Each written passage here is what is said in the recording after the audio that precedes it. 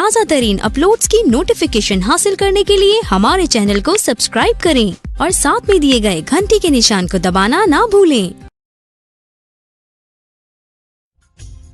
महर्षि, यह मंत्र इस प्रकार है। इसी श्रेष्ठ मंत्र का जाप करके शुक्र भगवान शंकर के जठर पंजर से लिंग के रास्ते उत्कृष्ट बीज की तरह निकले थे। उस समय गौरी ने उन्हें पुत्र रूप में अपनाया और जगदीश्वर शिव ने अजर अमर बना दिया। तब वे दूसरे शंकर के सदृश शोभा पाने लगे। 3000 वर्ष व्यतीत होने के पश्चात वे ही वेदानिधि मुनीश्वर शुक्र पुनः इस भूतल पर महेश्वर से उत्पन्न हुए। उस समय उन्होंने धैर्यशाली एवं तपस्वी दानवराज अंधक को देखा। उसका शरीर सूख गया और त्रिशूल पर लटका हुआ था। परमेश्वर शिव का ध्यान कर रहा था। वह शिव जी के 107 नामों का इस प्रकार स्मरण कर रहा था। देवताओं में महान विकराल नेत्र वाले, मस्तक पर अर्धचंद्र धारण करने वाले, अमृत स्वरूप, सनातन समाधिष्ठ होने पर ठूठ के समान स्थिर, गले में नील चिन्ह धारण करने वाले, पिनाक नामक धनुष धारण करने वाले, वृषभ के नेत्र सरीखे विशाल नेत्रों वाले, महान रूप से जानने योग्य, अंतर्यामी, संपूर्ण कामनाओं को पूर्ण करने वाले, कामदेव के शत्रु, कामदेव को दग्ध करने वाले, इच्छानुसार रूप धारण करने वाले, विशाल जटाओं वाले, विकराल रूपधारी, गिरिवर कैलाश पर शयन करने वाले, भयंकर रूप वाले, बड़े बड़े जबड़ों वाले, लाल वस्त्रधारी, योग के ज्ञाता, काल को भस्म करने वाले, त्रिपुरों के संहार करता, कपाल धारण करने वाले, जिनका व्रत प्रगट नहीं होता, गोपनीय मंत्रों वाले, गंभीर स्वभाव वाले, भक्तों की भावना के अनुसार प्रकट होने वाले, अणिमा आदि सिद्धियों के अधिष्ठान, त्रिलोकी का ऐश्वर्य प्रदान करने वाले, बलशाली, शूरवीरों को मारने वाले, दुष्टों के लिए भयंकर विकट रूप धारण करने वाले, मोटे ताजे शरीर वाले, निपुण श्रेष्ठ फल का गुदा खाने वाले, मत वाले, काल भैरव स्वरूप, देवेश्वरों में भी श्रेष्ठ, त्रिलोकी का विनाश करने वाले, स्वजनों के लोभी, महाकाव्य स्वरूप, दक्ष यज्ञ के विनाशक, कृतिकाओं के पुत्र, स्वामी कार्तिक से युक्त, उत्तमात का सावेश धारण करने वाले, गजासुर के चमड़े को ही वस्त्र रूप में धारण करने वाले, हाथी का चर्म लपेटने वाले, भक्तों का कष्ट देकर क्षुब्ध हो जाने वाले, सर्पों को भूषण रूप में धारण करने वाले, भक्तों के अवलंबदाता, वेताल स्वरूप, घोर शाकिनियों द्वारा सम्राधित, अघोर पथ के प्रावर्तक, भयंकर दैत्यों के संहारक, भीषण शब्द करने वाले, वनस्पति रूप, शरीर में भस्म रमाने वाले, जटाधारी, परम पावन, सैकड़ों भेरुंड नामक पक्षियों द्वारा सेवित, भूतों के अधिपति, भूत गणों के स्वामी, भूतों को आश्रय देने वाले, गगन विहारी, क्रोध युक्त, दुष्टों पर कठोर व्यवहार करने वाले, प्रचंड पराक्रमी, चंडी के प्राणनाथ, चंडिका के प्रियतम, अत्यंत कुपित मुख वाले, गरुड़ स्वरूप, खड़ग रूप वाले, शव का भोग लगाने वाले, क्रुद्ध होने पर जीभ लपलपाने वाले, अत्यंत भयंकर, मृत्यु स्वरूप, मृत्यु की भी पहुंच से परे, मृत्यु के भी काल, विशाल सेना वाले, कार्तिकेय रूप, शमशान एवं आरण्य में विचरने वाले, प्रेम स्वरूप, आशक्ति रहित प्रेम में रहने वाले, वैरागी तेज की असंख्य चिंगारियों से युक्त, सत्व गुण रूप, रजोगुण रूप, तमोगुण रूप, धर्म स्वरूप, अधर्म स्वरूप, छोटे भाई उपेंद्र स्वरूप, सत्य रूप, सत्य से भी परे, उधम रूप वाले, विभत्स रूपधारी, हेतु रहित, पुरुष और आधा स्त्री का रूप धारण करने वाले, सूर्य स्वरूप, कोटि शत, सूर्यों के समान प्रभावशाली, यज्ञ स्वरूप, यज्ञेश्वर, संहार करता, ईश्वर, वरदाता, कल्याण स्वरूप, परमात्मा शिव की इन 108 मूर्तियों का ध्यान करने से वह दानव उन महान भय से मुक्त हो गया। उस समय प्रसन्न हुए जटाधारी शंकर ने उसे मुक्त करके उस त्रिशूल के अग्रभाग से उतार लिया और दिव्य अमृत की वर्षा से अभिषिक्त कर दिया। तत्पश्चात महात्मा महेश्वर ने जो कुछ किया था उस सब का सांत्वना पूर्वक वर्णन करते हुए उस महान दैत्य अंधक से बोले। ईश्वर ने कहा, हे दैत्येंद्र, मैं तेरे इंद्रिय निग्रह, नियम, शौर्य और धैर्य से प्रसन्न हो गया हूँ। अतः अब तुम कोई वर मांग लो। दैत्यों के राजाधिराज, तूने निरंतर मेरी आराधना की है, इससे तेरा सारा कलमाश धुल गया। अब तू वर पाने के योग्य हो गया, इसलिए मैं तुझे वर देने के लिए आया हूँ। क्योंकि 3000 वर्षों तक बिना खाए पिए प्राण धारण किए रहने से तूने जो पुण्य कमाया है, उसके फल स्वरूप तुझे सुख की प्राप्ति होनी चाहिए। श्री सनत कुमार जी कहते हैं, मुने, यह सुनकर अंधक ने भूमि पर घुटने टेक दिए और फिर हाथ जोड़कर कांपता हुआ भगवान उमापति से बोला। अंधक ने कहा, भगवान, आपकी महिमा जाने बिना मैंने पहले रणांगन में हर्ष गदगद वाणी से आपको जो दीनहीन तथा नीच से नीच कहा और मूर्खतावश लोक में जो जो निंदित कर्म किया है, प्रभु उस सब को अपने मन में स्थान न दे, अर्थात उसे भूल जाएं। हे महादेव, मैं अत्यंत ओछा और दुखी हूँ। मैंने कामदोषवश माँ पार्वती के विषय में भी जो दूषित भावना कर ली थी, उसे आप क्षमा कर दें। आपको तो अपने कृपाण दुखी एवं दीन भक्त पर सदा ही विशेष दया करनी चाहिए। मैं उसी तरह का एक दीन भक्त हूँ और आपकी शरण में आया हूँ। देखिए, मैंने उसके सामने अंजलि बांध रखी है। अब आपको मेरी रक्षा करनी चाहिए। ये जगत जननी माँ पार्वती भी मुझ पर प्रसन्न हो जाएं और सारे क्रोध को त्याग कर मुझे कृपा दृष्टि से देखें। चंद्रशेखर, कहाँ तो इनका भयंकर क्रोध और कहाँ मैं तुच्छ दैत्य। चंद्रमौली, मैं किसी प्रकार उसको सहन नहीं कर सकता। शंभो, कहाँ तो परम उदार आप हैं और कहाँ बुढ़ापा, मृत्यु तथा काम क्रोध आदि दोषों के वशीभूत मैं, अर्थात मेरी आपके साथ क्या तुलना। महेश्वर, आपको ये युद्ध कला निपुण महाबली वीर पुत्र मेरी कृपणता पर विचार करके अब क्रोध के वशीभूत मत हो। तुषारहार, चंद्र किरण, शंख पुष्प पुष्प और चंद्रमा से वर्ण वाले भगवान शिव, मैं इन देवी पार्वती को गुरुता के गौरवश नित्य मात्र दृष्टि से देखूं। मैं नित्य आप दोनों का भक्त बना रहूं। देवताओं के साथ होने वाला मेरा बैर भी दूर हो जाए। मैं शांत चित्त हो योग चिंतन करता रहूं, गणों के साथ निवास करूं। महिषान, आपकी कृपा से उत्पन्न हुआ इस विरोधी दानव भाव का पुनः कभी स्मरण न करूं। यही उत्तम मुझे वर प्रदान कीजिए। श्री सनत कुमार जी कहते हैं, मुनि सत्तम, इतनी बात कहकर दैत्यराज माता पार्वती की ओर देखकर त्रिनयन भगवान शंकर का ध्यान करता हुआ मौन हो गया। तब भगवान रुद्र ने उसकी ओर कृपा दृष्टि से देखा। उसकी दृष्टि पड़ते ही उससे पूर्व वृतांत कहा। अद्भुत जन्म का स्मरण हो आया। इस घटना का स्मरण होते ही उनका मनोरथ पूर्ण हो गया। फिर तो माता पिता उमा शंकर को प्रणाम करके वह कृत्य हो गया। उस समय माँ पार्वती तथा बुद्धिमान भगवान शंकर ने उसका मस्तक सूंघकर प्यार किया। इस प्रकार अंधक ने प्रसन्न चंद्रशेखर से अपना सारा मनोरथ प्राप्त कर लिया। मुने, महादेव जी की कृपा से अंधक को जिस प्रकार परम सुखद गणाध्यक्ष पद प्राप्त हुआ, वह सारा का सारा वृतांत, पुरातन वृतांत मैंने सुना दिया और मृत्युंजय मंत्र का भी वर्णन कर दिया। यह मंत्र मृत्यु का विनाशक और संपूर्ण कामनाओं को फल देने वाला है। इसे प्रयत्न पूर्वक जाप करना चाहिए।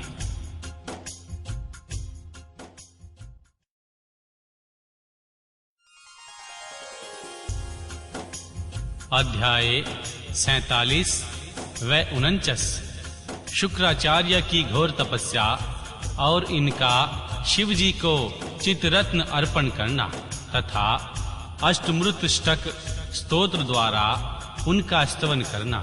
भगवान शंकर का प्रसन्न होकर उन्हें मृत संजीवनी विद्या तथा अनन्य वर प्रदान करना।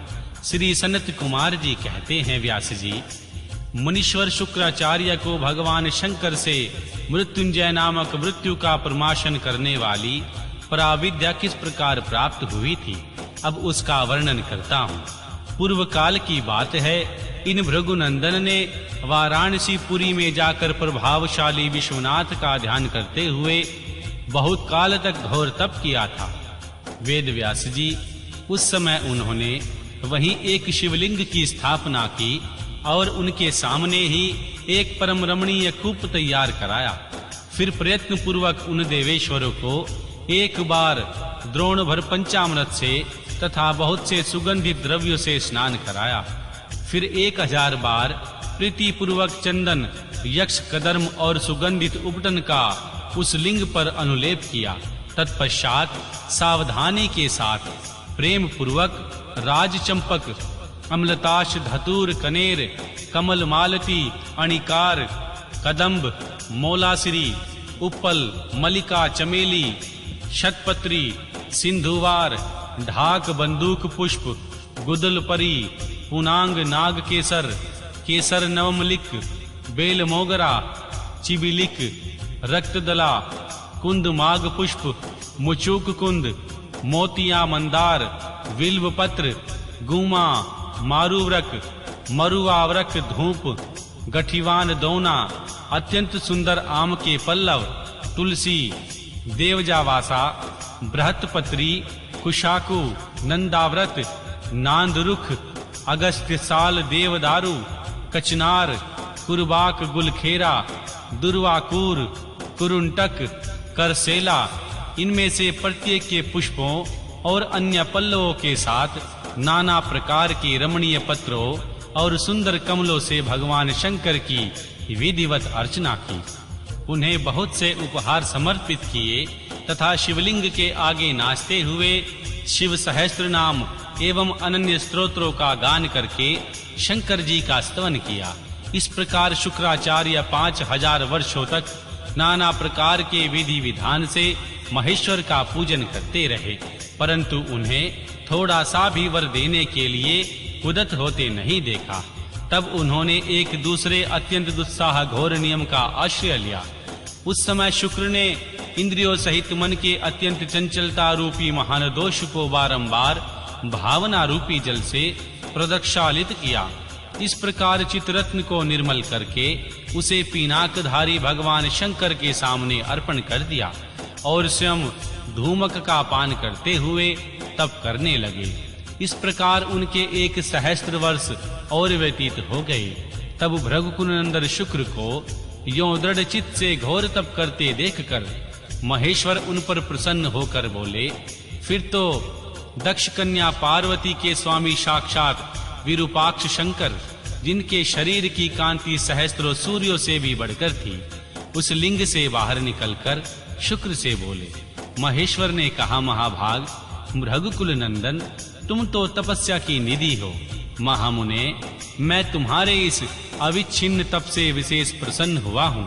भार्गव, तुम अपना सारा मनोवांछित वर मांग लो, मैं प्रीति पूर्वक तुम्हारा सारा मनोरथ पूर्ण कर दूंगा। अब मेरे पास तुम्हारे लिए कोई वस्तु आदेय नहीं रह गई है।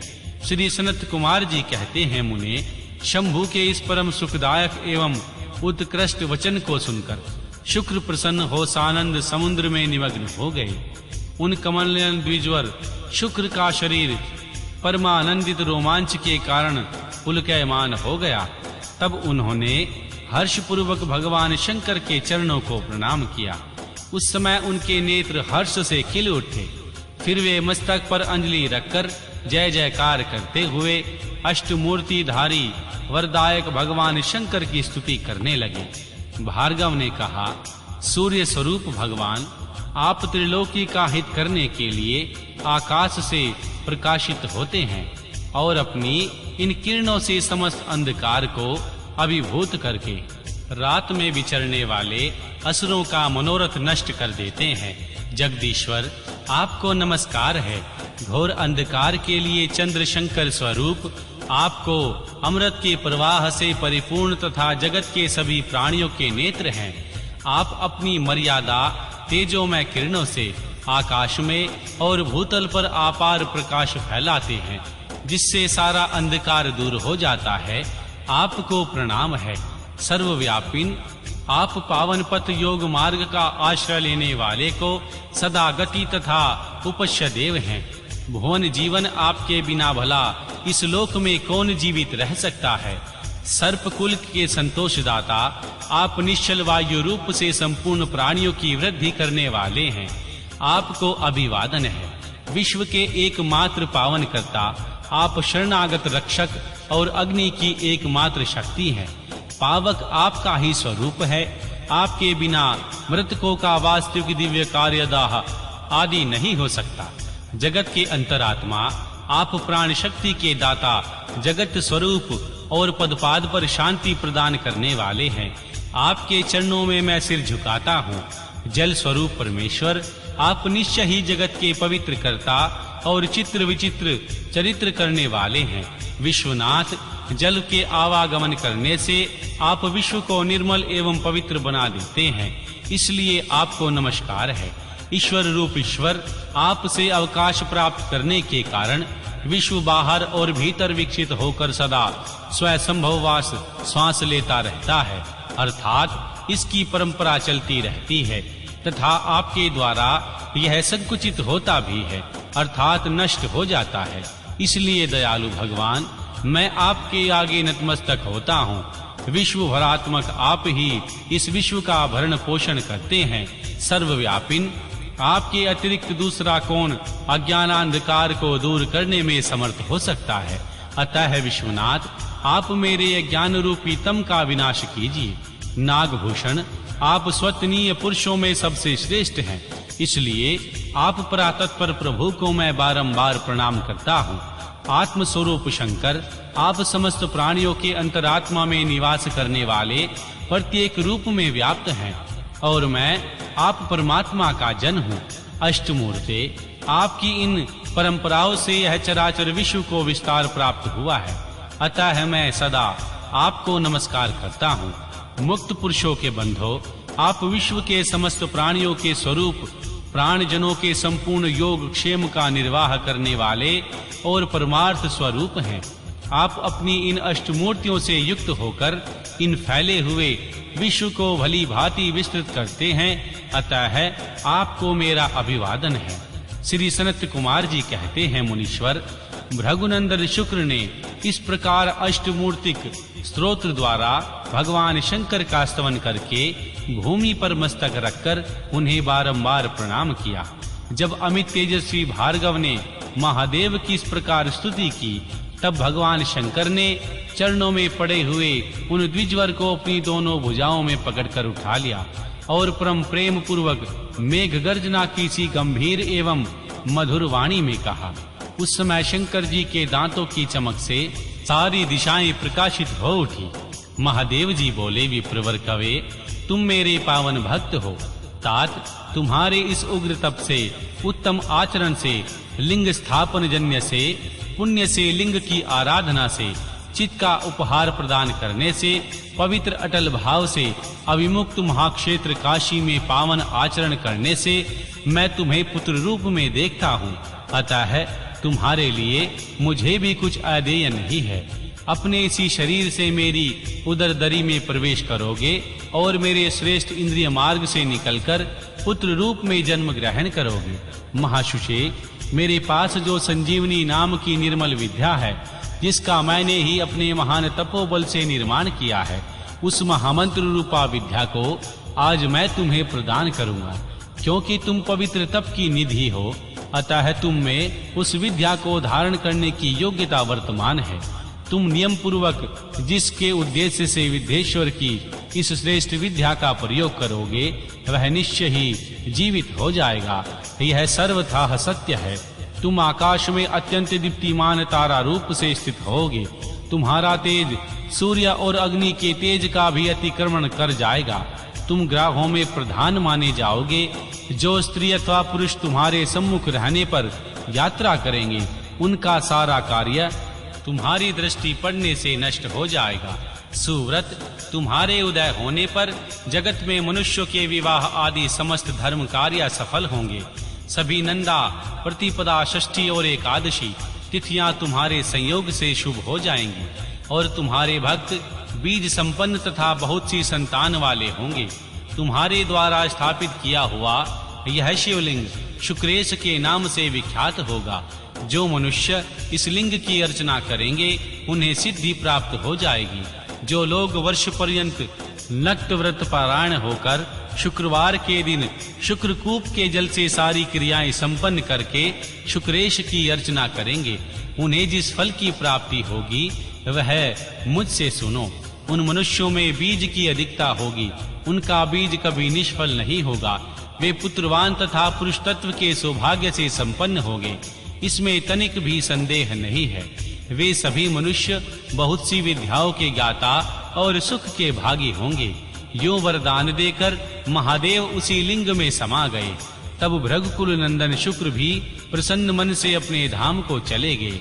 हे व्यास जी, यो शुक्राचार्य को जिस प्रकार अपने तपोबल से मृत्युंजय नामक विद्या की प्राप्ति हुई थी, वह वृतांत मैंने तुमसे वर्णन कर दिया। अब और क्या सुनना चाहते हो?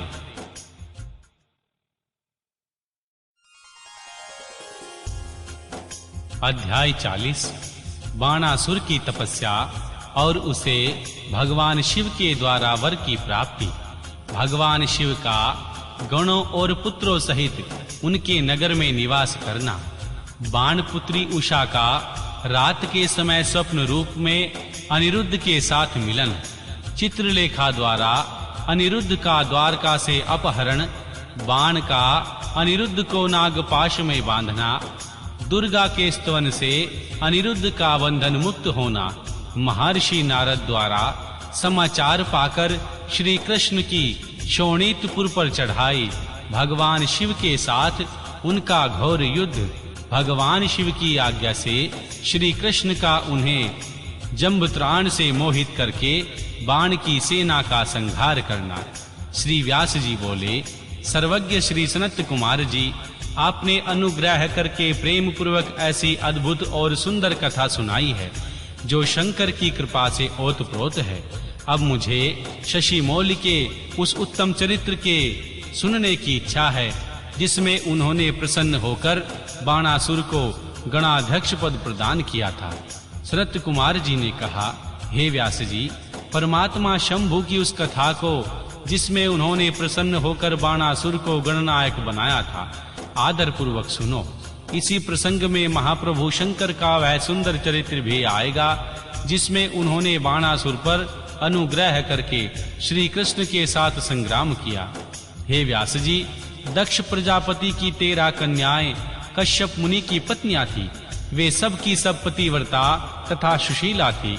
उनमें दिति सबसे बड़ी थी, जिसके लड़के दैत्य कहलाते हैं। अन्य पत्नियों से भी देवता तथा चराचर सहित समस्त प्राणी पुत्र रूप से उत्पन्न हुए। जयेष्ठ पत्नी दिति के गर्भ से सर्वप्रथम 2 महाबली पुत्र पैदा हुए। उनमें हिरण्याकशिपु जयेष्ठ था, उसके छोटे भाई का नाम हिरणाक्ष था। हिरण्याकशिपु के 4 पुत्र हुए। उन दैत्य श्रेष्ठों का क्रमशः ह्राद, अनुह्राद, सौहार्द और प्रहार्द नाम था। उसमें प्रहलाद जितेंद्रिय था।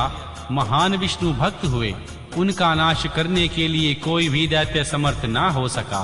प्रहलाद का पुत्र विरोचन हुआ। वह दानियों में सर्वश्रेष्ठ था। उसने विप्र रूप से याचना करने वाले इंद्र को अपना सिर पहले ही दे डाला। उसका पुत्र बलि हुआ। वह महादानी और शिव भक्त था। इसने वामन रूपी भगवान विष्णु को सारी पृथ्वी दान कर दी थी। बाली का औरस पुत्र बाण हुआ। वह शिव भक्त, मानी, उदार, बुद्धिमान, सत्य प्रतिज्ञ और सहस्त्रों का दान करने वाला। उस असुर राज ने पूर्व काल में त्रिलोकी को तथा त्रिलोकपतियों को भी बलपूर्वक जीतकर शोणितपुर में अपनी राजधानी बनाया और वहीं रहकर राज्य करने लगा। उस समय देवगण भगवान शंकर की कृपा से उस शिव भक्त बाणासुर के किंकर के समान हो गए। उसके राज्य में देवताओं के अतिरिक्त कोई और प्रजा दुखी नहीं थी। शत्रु धर्म का बर्ताव करने वाले देवता शत्रुतावश ही कष्ट झेल रहे थे। उस समय वह महाअसुर अपनी सहस्त्रों भुजाओं से ताली बजाता हुआ तांडव नृत्य करके महेश्वर शिव को प्रसन्न करने की चेष्टा करने लगा। उसके नृत्य से भक्तवत्सल भगवान शंकर संतुष्ट हो गए। फिर उन्होंने परम प्रसन्न होकर उनकी ओर कृपा दृष्टि से देखा। भगवान शंकर तो संपूर्ण लोकों के स्वामी, शरणागत वत्सल और भक्त वंशा कल्पतरु ही ठहरे। उन्होंने बाली नंदन महासुर को बाणवर देने की इच्छा प्रकट की। मुने, बाली नंदन महादैत्य बाण शिव भक्तों में श्रेष्ठ और परम बुद्धिमान था। उसने परमेश्वर शंकर को प्रणाम करके उनकी स्तुति की और कहा, बाणासुर बोला, प्रभु आप मेरे रक्षक हो जाइए। पुत्रों तथा गणों सहित मेरे नगर के अध्यक्ष बनकर सर्वथा प्रीति का निर्वाह करते हुए मेरे पास ही निवास कीजिए। श्री सनत कुमार जी कहते हैं, महर्षि, वह बाली पुत्र बाण निश्चय ही शिव जी की माया से मोह में पड़ गया था, इसलिए उसने मुक्ति प्रदान करने वाले दुरासाध्य महेश्वर को पाकर भी ऐसा वर मांगा। तब ऐश्वर्यशाली भक्त वत्सल भगवान शंभु ने वह वर देकर पुत्रों और गणों के साथ प्रेम पूर्वक वही निवास करने लगे। एक बार बाणासुर को बड़ा ही गर्व हो गया। उसने तांडव नृत्य करके भगवान शंकर को संतुष्ट किया। तब बाणासुर को यह ज्ञात हो गया, पार्वती वल्लभ भगवान शिव प्रसन्न हो गए। तब वह हाथ जोड़कर सिर झुकाए हुए बोला। बाणासुर ने कहा, देवादिदेव महादेव, आप समस्त देवताओं के शिरोमणि हैं। आपकी ही कृपा से मैं बलि हुआ हूँ। अब आप मेरा उत्तम वचन सुनिए। देव, आपने जो मुझे 1000 भुजाएं प्रदान की हैं, ये तो अब मुझे महान भार स्वरूप लग रही हैं, क्योंकि इस त्रिलोकी में मुझे आपके अतिरिक्त अपनी जोड़ का कोई योद्धा ही नहीं मिला। इसलिए वृषध्वज, युद्ध के बिना इन पर्वतसरी की सहस्त्रों भुजाओं को लेकर मैं क्या करूं? मैं अपनी परिशिष्ट भुजाओं की खुजली मिटाने के लिए युद्ध की लालसा से नगरों तथा पर्वतों को चूर्ण करता हुआ दिग्गजों के पास गया, परंतु वे सभी भयभीत होकर भाग खड़े हुए।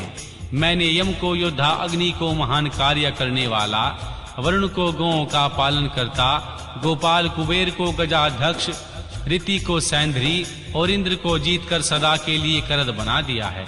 महेश्वर, मुझे किसी ऐसे युद्ध के लिए प्राप्त होने की बात बताइए जिसमें मेरी ये भुजाएं या तो शत्रुओं के हाथों से छूटे हुए शस्त्रों से जार-जार होकर गिर जाएं, अथवा हजारों प्रकार से शत्रु की भुजाओं को ही गिराएं। यह मेरी अभिलाषा है, इसे पूर्ण करने की कृपा करें। श्री सनत कुमार जी कहते हैं, मुनि श्रेष्ठ, उनकी यह बात सुनकर भक्त बापाहारी तथा महामृत्युंजय स्वरूप रुद्र को कुछ क्रोध आ गया। तब वे महान अद्भुत अट्टहास करके बोले। रुद्र ने कहा, अरे अभिमानी, सब पुण्य दैत्यों के कुल में नीच तूने सर्वथा धिक्कार है। तू बाली का पुत्र और मेरा भक्त है, तेरे लिए ऐसी बात कहना उचित नहीं है। अब तेरा दर्प चूर्ण होगा। तुझे शीघ्र ही मेरे समान बलवान के साथ अकस्मात महान भीषण युद्ध प्राप्त होगा। उस संग्राम में तेरी ये पर्वतसरी की भुजाएं जलोनी लकड़ी की तरह शास्त्र स्त्री से छिन्न भिन्न होकर भूमि पर गिरेंगी। दुष्टात्मन, तेरे युगाधार पर स्थापित करके जो वह मनुष्य सिर वाला मयूर ध्वज फहरा रहा है, इसका जब वायु भय के बिना ही पतन हो जाएगा, तब तू अपने चित्त में समझ लेना वह महान भयानक युद्ध आ पहुंचा। उस समय तू घोर संग्राम का निश्चय करके अपनी सारी सेना के साथ वहां आना। इस समय तू अपने महल को लौट जा, क्योंकि इसी में तेरा कल्याण है। दुर्मते, वहां तुझे प्रसिद्ध बड़े बड़े उत्पाद दिखाई देंगे। यो कहकर गर्वहारी भक्त वत्सल भगवान शंकर चुप हो गए। श्री सनत कुमार जी कहते हैं, मुने, यह सुनकर बाणासुर ने दिव्य पुष्पों की कलियों से अंजलि भरकर रुद्र की अभ्यर्चना की और फिर उन महादेव को प्रणाम करके अपने घर को लौट गया। तदनंतर किसी समय दैववश उसका वह ध्वज अपने आप टूटकर गिर गया। यह देखकर बाणासुर हर्षित हो युद्ध के लिए उद्यत हो गया। वह अपने हृदय में विचार करने लगा, कौन सा युद्ध प्रेमी योद्धा किस देश से आएगा जो नाना प्रकार के शस्त्रों द्वारा प्रगामी विद्वान होगा और मेरी सहस्त्रों भुजाओं को ईंधन की तरह काट डालेगा। मैं भी अपने अत्यंत तीखे शस्त्रों से उसके सैकड़ों टुकड़े कर डालूंगा। इसी समय शंकर की प्रेरणा से वह काल आ गया। एक दिन बाणासुर की कन्या उषा वैशाख मास में माधव की पूजा करके मांगलिक श्रृंगार से सुसज्जित हो रही रात के समय अपने गुप्त अंत में पुर में सो रही थी। उसी समय वह स्त्री भाव काम भाव प्राप्त हो गई। तब देवी पार्वती की शक्ति से उषा को स्वप्न में श्री कृष्ण के पौत्र अनिरुद्ध का मिलन प्राप्त हुआ। जागने पर वह व्याकुल हो गई। उसने अपनी सखी चित्रलेखा से स्वप्न में मिले हुए पुरुष को ला देने के लिए कहा। तब चित्रलेखा ने कहा, देवी, तुमने स्वप्न में जिस पुरुष को देखा है उसे भला मैं कैसे ला सकती हूँ, जबकि मैं उसे जानती भी नहीं। उनके यो कहने पर दैत्य कन्या उषा प्रेममांद होकर मारने पर उतारू हो गई। उस दिन उनकी उस सखी ने उसे बचाया। मुनि श्रेष्ठ, कुंभभांड की पुत्री चित्रलेखा बड़ी बुद्धिमती थी। वह बाणतनया उषा से पुनः बोली। चित्रलेखा ने कहा, सखी, जिस पुरुष ने तुम्हारे मन का अपहरण किया है उसे बताओ तो सही। यदि त्रिलोकी में कहीं भी होगा मैं उसे लाऊंगी और तुम्हारा कष्ट दूर करूंगी। श्री सनत कुमार जी कहते हैं, महर्षि, यों कहकर चित्रलेखा ने वस्त्र के पर्दे पर दैत्यों दानवों गंधर्वों सिद्धों नागों और यक्ष आदि के चित्र अंकित किए। फिर वह मनुष्यों का चित्र बनाने लगी। उनमें वृष्णि वंशियों का प्रकरण आरंभ होने लगा। उसमें शूर वासुदेव, राम, कृष्ण और नरश्रेष्ठ प्रद्युम्न का चित्र बनाया। फिर जब उसने प्रद्युम्न अनिरुद्ध का चित्र खींचा तब उसे देखकर उषा लज्जित हो गई। उसका मुख अवनत हो गया और हृदय हर्ष से परिपूर्ण हो गया। उषा ने कहा, सखी, रात में जो मेरे पास आया था और जिसने शीघ्र ही मेरे चित्ररूपी रत्न को चुराया है वह चोर पुरुष यही है। तदनंतर उषा के अनुरोध करने पर चित्रलेखा ज्येष्ठ कृष्ण चतुर्दशी को तीसरे पहर द्वारकापुरी पहुंची। क्षण मात्र में ही पलंग पर बैठे हुए अनिरुद्ध को महलों में से उठा लाई। वह दिव्य योगिनी थी। उषा अपने प्रीतम को पाकर प्रसन्न हो गई। इधर अंतपुर के द्वार की ओर रक्षा करने वाले बेतधारी पहरेदारों ने, चेष्टाओं ने तथा अनुमान से इस बात को लक्ष्य कर लिया। उन्होंने एक दिव्य शरीरधारी दर्शनीय साहसी तथा समरप्रिय नवयुवक को कन्या के साथ दुशीलता का आचरण करते हुए भी देख लिया।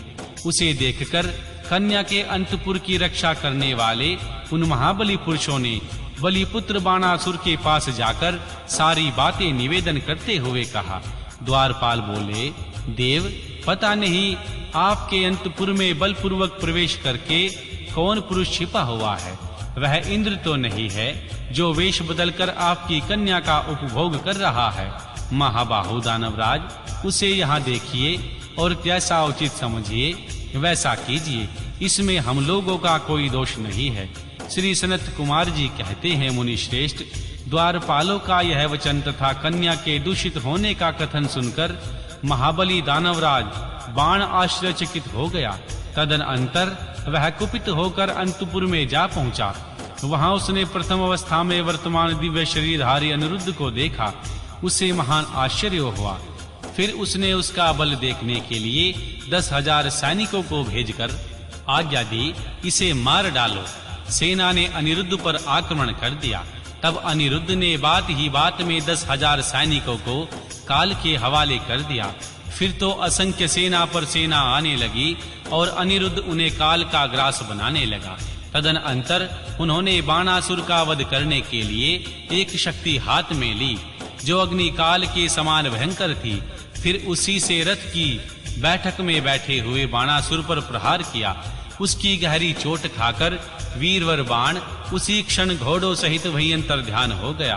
फिर महावीर बलिपुत्र बाणासुर ने, जो महान बल संपन्न था, वह शिव भक्त था, छल पूर्वक नागपाश से अनिरुद्ध को बांध लिया।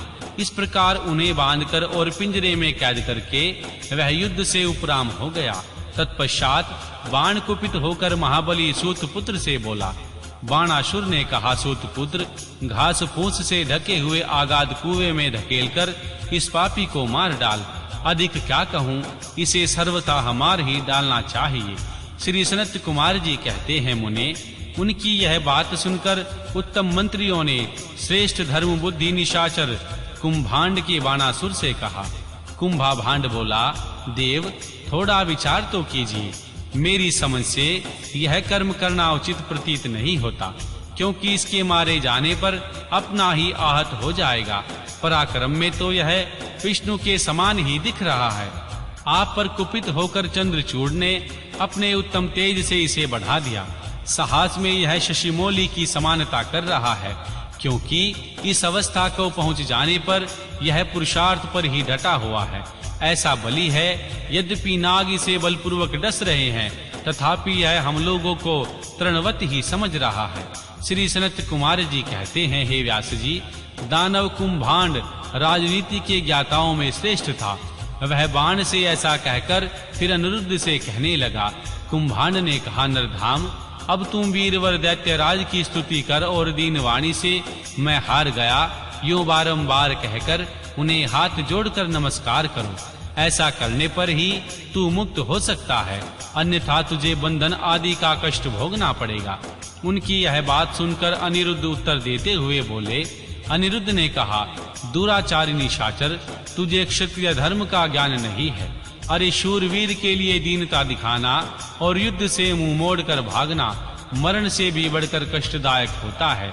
मेरे विचार से तो विरुद्धाचरण कांटे की तरह चुभोने वाला होता है। वीरमानी क्षत्र के लिए रणभूमि में सदा सम्मुख लड़ते हुए मरना ही श्रेयकर होता है। भूमि पकड़कर हाथ जोड़े हुए दीन की तरह मरना कदापि नहीं। श्री सनत कुमार जी कहते हैं, मुने, इस प्रकार अनिरुद्ध ने बहुत सी वीरता की बातें कही, जिसे सुनकर बाणासुर को महान विस्मय हुआ और उसे क्रोध भी आ गया। उसी समय समस्त वीरों ने अनिरुद्ध के और मंत्री कुंभभांड के सुनते सुनाते बाणासुर के श्वासनार्थ आकाशवाणी हुई। आकाशवाणी ने कहा, महाबली बाण, तुम बलि के पुत्र हो, अतः थोड़ा विचार तो करो। परम बुद्धिमान शिव भक्त, तुम्हारे लिए क्रोध करना उचित नहीं है। भगवान शिव के समस्त प्राणियों के ईश्वर कर्मों के साक्षी और परमेश्वर हैं। यह सारा चराचर जगत उन्हीं के अधीन है। वे ही सदा रजोगुण, सत्वगुण और तमोगुण का आश्रय लेकर भगवान ब्रह्मा और श्री विष्णु और भगवान रुद्र से लोकों की सृष्टि, भरण पोषण और संहार करवाते हैं। वे सर्व अंतरमयी सर्वेश्वर, सबके प्रेरक, सर्वश्रेष्ठ, विकार रहित, अविनाशी, नित्य और मायाधीश होने पर भी निर्गुण है। बलि के श्रेष्ठ पुत्र, उनकी इच्छा से निर्बल को भी बलवान समझना चाहिए। महमते, मन में यो विचार रखकर स्वस्थ हो जाओ। नाना प्रकार की लीलाओं के रचने में निपुण भक्त वत्सल भगवान शंकर गर्व को मिटा देने वाले हैं। वे इस समय तुम्हारे गर्व को चूर कर देंगे। श्री सनत कुमार जी कहते हैं, महामुने, इतना कहकर आकाशवाणी बंद हो गई। तब उनके वचन को मानकर बाणासुर ने अनिरुद्ध का वध करने का विचार छोड़ दिया। तदनंतर विशाले नागों के पास से बंधे हुए अनिरुद्ध उसी क्षण दुर्गा का स्मरण करने लगे। अनिरुद्ध ने कहा, शरणागत वत्सले, आप यश प्रदान करने वाली हैं। आपका रोष बड़ा उग्र होता है। देवी, मैं नागपाश से बंधा हुआ हूँ और नागों की विष ज्वाला से संतप्त हो रहा हूँ, अतः शीघ्र पधारिए और मेरी रक्षा कीजिए। श्री सनत कुमार जी कहते हैं, मुनीश्वर, जब अनिरुद्ध ने पिसे हुए काले कोयले के समान कृष्ण वर्ण वाली काली को इस प्रकार संतुष्ट किया, तब जयेष्ठ कृष्ण चतुर्दशी को महारात्रि में वहां प्रकट हुए। उन्होंने उन सर्प रूपी भयानक बाणों को भस्मात करके उसे बलिष्ठ मुक्कों के आघात से नागपंजर को विदीर्ण कर दिया। इस प्रकार दुर्गा ने अनिरुद्ध को बंधन मुक्त करके उन्हें अनंतपुर में पहुंचा दिया और स्वयं भी वहीं अंतर्ध्यान हो गई। इस प्रकार भगवान शिव की शक्ति स्वरूपा देवी की कृपा से अनिरुद्ध कष्ट से छूट गए। उनकी सारी व्यथा मिट गई और वे सुखी हो गए। तदनंतर प्रद्युम्न नंदन अनिरुद्ध शिव शक्ति के प्रताप से विजयी हों अपनी प्रिय वनतनय को पाकर परम हर्षित हुए और अपनी प्रियतमा उस उषा के साथ पूर्ववत सुख पूर्वक विहार करने लगे। इधर पौत्र अनिरुद्ध के अदृश्य हो जाने तथा नारद जी के मुख से उनके बाणासुर के द्वारा नागपाश से बांधे जाने का समाचार सुनकर अक्षौहिणी सेना के साथ प्रद्युम्न आदि वीरों के साथ ले भगवान श्री कृष्ण ने शोणितपुरी पर चढ़ाई कर दी। उधर भगवान श्री रुद्र भी अपने भक्त के पक्ष में सज धज कर आ डटे। फिर तो श्री कृष्ण और भगवान शिव का बड़ा भयानक युद्ध हुआ। दोनों ओर से ज्वर छोड़े गए। अंत में श्री कृष्ण ने स्वयं श्री रुद्र के पास आकर उनका स्तवन करके कहा, सर्वव्यापी शंकर, आप गुणों से निर्लिप्त होकर भी गुणों से ही गुणों को प्रकाशित करते हैं। गिरिशाई भूमान, आप स्वयं प्रकाश हैं, जिसकी बुद्धि आपकी माया से मोहित हो गई। वे स्त्री पुत्र ग्रह आदि विषयों में आसक्त होकर दुख सागर में डूबते उतरते हैं। जो अजितेंद्रिय पुरुष प्रारब्धवश इस मनुष्य जन्म को पाकर भी आपके चरणों में प्रेम नहीं करता, वह शोचनीय तथा आत्मवंचक है। भगवान, आप गर्वहारी हैं। आपने ही तो इस गर्वीले बाण को शाप दिया था। अतः आपकी ही आज्ञा से मैं बाणासुर की भुजाओं का छेदन करने के लिए यहाँ आया हूँ। इसलिए महादेव, आप इस युद्ध से निवृत्त हो जाइए। प्रभो, मुझे बाण की भुजाओं को काटने के लिए आज्ञा प्रदान कीजिए, जिससे आपका शाप व्यर्थ न हो जाए। महेश्वर ने कहा, तात, आपने ठीक ही कहा। मैंने ही इस दैत्यराज को शाप दिया और मेरी ही आज्ञा से आप बाणासुर की भुजाएं काटने के लिए यहाँ पधारे हैं। किंतु रमानाथ, हरे क्या करूं?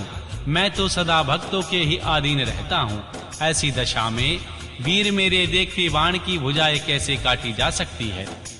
इसलिए मेरी आज्ञा से पहले जाभरण स्तोत्र द्वारा मुझे विजृंभित कर दीजिए।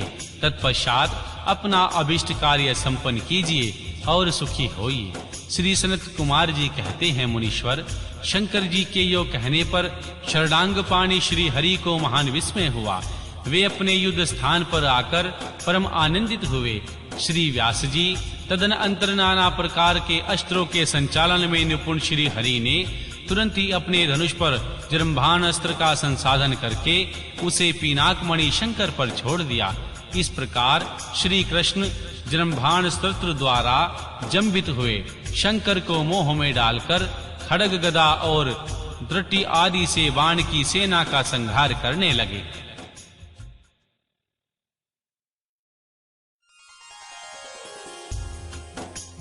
अध्याय 41 व 44 श्री कृष्ण द्वारा बाण की भुजाओं का काटा जाना, फिर सिर काटने के लिए उद्यत हो श्री कृष्ण को भगवान शिव का रोकना और उन्हें समझाना, श्री कृष्ण का परिवार समेत द्वारका को लौट जाना, बाण का तांडव द्वारा नृत्य द्वारा भगवान शिव को प्रसन्न करना, भगवान शिव द्वारा उसे अनन्य वरदानों के साथ महाकाल तत्व की प्राप्ति।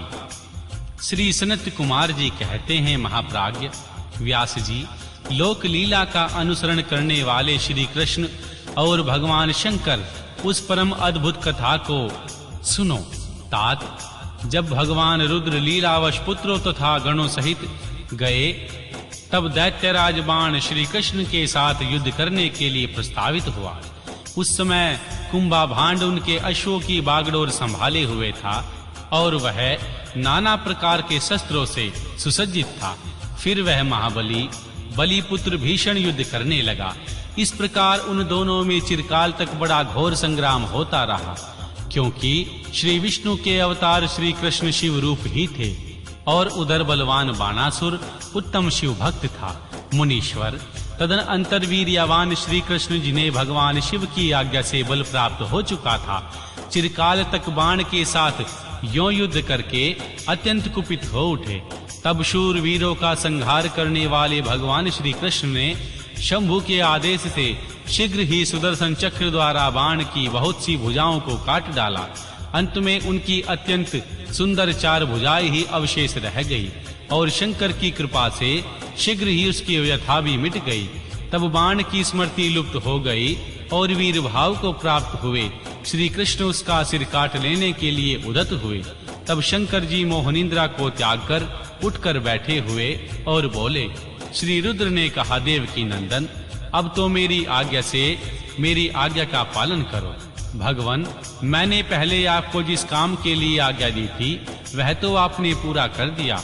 अब बाण का शिर छेदन मत कीजिए और सुदर्शन चक्र को लौटा लीजिए। मेरी आज्ञा से यह चक्र सदा तेरे भक्तों पर अमोघ रहा। गोविंद, मैंने पहले ही उसको युद्ध में अनिवार्य चक्र और जय प्रदान की थी। अब आप इस युद्ध में निवृत्त हो जाइए। लक्ष्मीश, पूर्व काल में भी तो आपने मेरी आज्ञा के बिना दधीच वीरवर रावण और तारकाक्ष आदि के पुरों पर चक्र का प्रयोग नहीं किया था। जनार्दन, आप तो योगीश्वर साक्षात परमात्मा और संपूर्ण प्राणियों के हित में रहने वाले हो। आप स्वयं ही अपने मन से विचार कीजिए। मैंने इसे वर दे रखा है, तुझे मृत्यु का भय नहीं होगा। मेरा यह वचन सदा सत्य होना चाहिए। मैं आप पर प्रसन्न हूँ।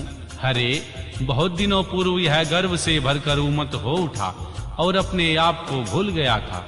तब अपनी भुजा खुजलाता हुआ यह मेरे पास पहुंचा और बोला, मेरे साथ युद्ध कीजिए। तब मैंने इसे शाप देते हुए कहा, थोड़े ही समय में तेरी भुजाओं का छेदन करने वाला आएगा, तब तेरा सारा गर्व गल जाएगा। बाण की ओर देखकर कहा, मेरी ही आज्ञा से भुजाओं को काटने वाले ये श्री हरि आए हैं।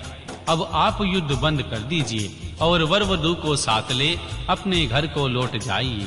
यूं कहकर महेश्वर ने उन दोनों में मित्रता करा दी और उनकी आज्ञा ले पुत्रों और गणों के साथ अपने निवास स्थान को चले गए। श्री सनत कुमार जी कहते हैं, हे मुने, शंभु जी का यह वचन सुनकर अक्षत शरीर वाले श्री कृष्ण ने सुदर्शन को लौटा दिया और विजय श्री से सुशोभित हो वे बाणासुर के अंतपुर में पधारे। वहां उन्होंने उषा सहित अनिरुद्ध को आश्वासन दिया और बाण द्वारा दिए गए अनेक प्रकार के रत्न समूह को ग्रहण किया। उषा की सखी परम योगिनी चित्रलेखा को पाकर श्री कृष्ण को महान हर्ष हुआ। इस प्रकार भगवान शिव के आदेश अनुसार उनका सारा कार्य पूर्ण हो गया। तब वे श्री हरि हृदय से शंकर को प्रणाम कर और बलि पुत्र बाणासुर की आज्ञा ले परिवार समेत अपनी पुरी को लौट गए। द्वारका में पहुंचकर उन्होंने गरुड़ को विदा कर दिया। फिर हर्ष पूर्वक मित्रों से मिले और स्वेच्छानुसार आचरण करने लगे। इधर नंदीश्वर ने बाणासुर को समझाकर कहा, भक्ता शार्दूल, तुम बारंबार भगवान शिव का स्मरण करो। वे भक्तों पर अनुकंपा करने वाले, अतः उन आदि गुरु शंकर में मन सहित करके नित्य उनका महोत्सव करो। वे द्वेष रहित हुआ महामनस्वी बाण नंदी के कहने से धैर्य धारण करके तुरंत ही शिव स्थान को गया। वहां पहुंचकर उन्होंने नाना प्रकार के स्तोत्रों द्वारा भगवान शंकर की स्तुति की और उन्हें प्रणाम किया।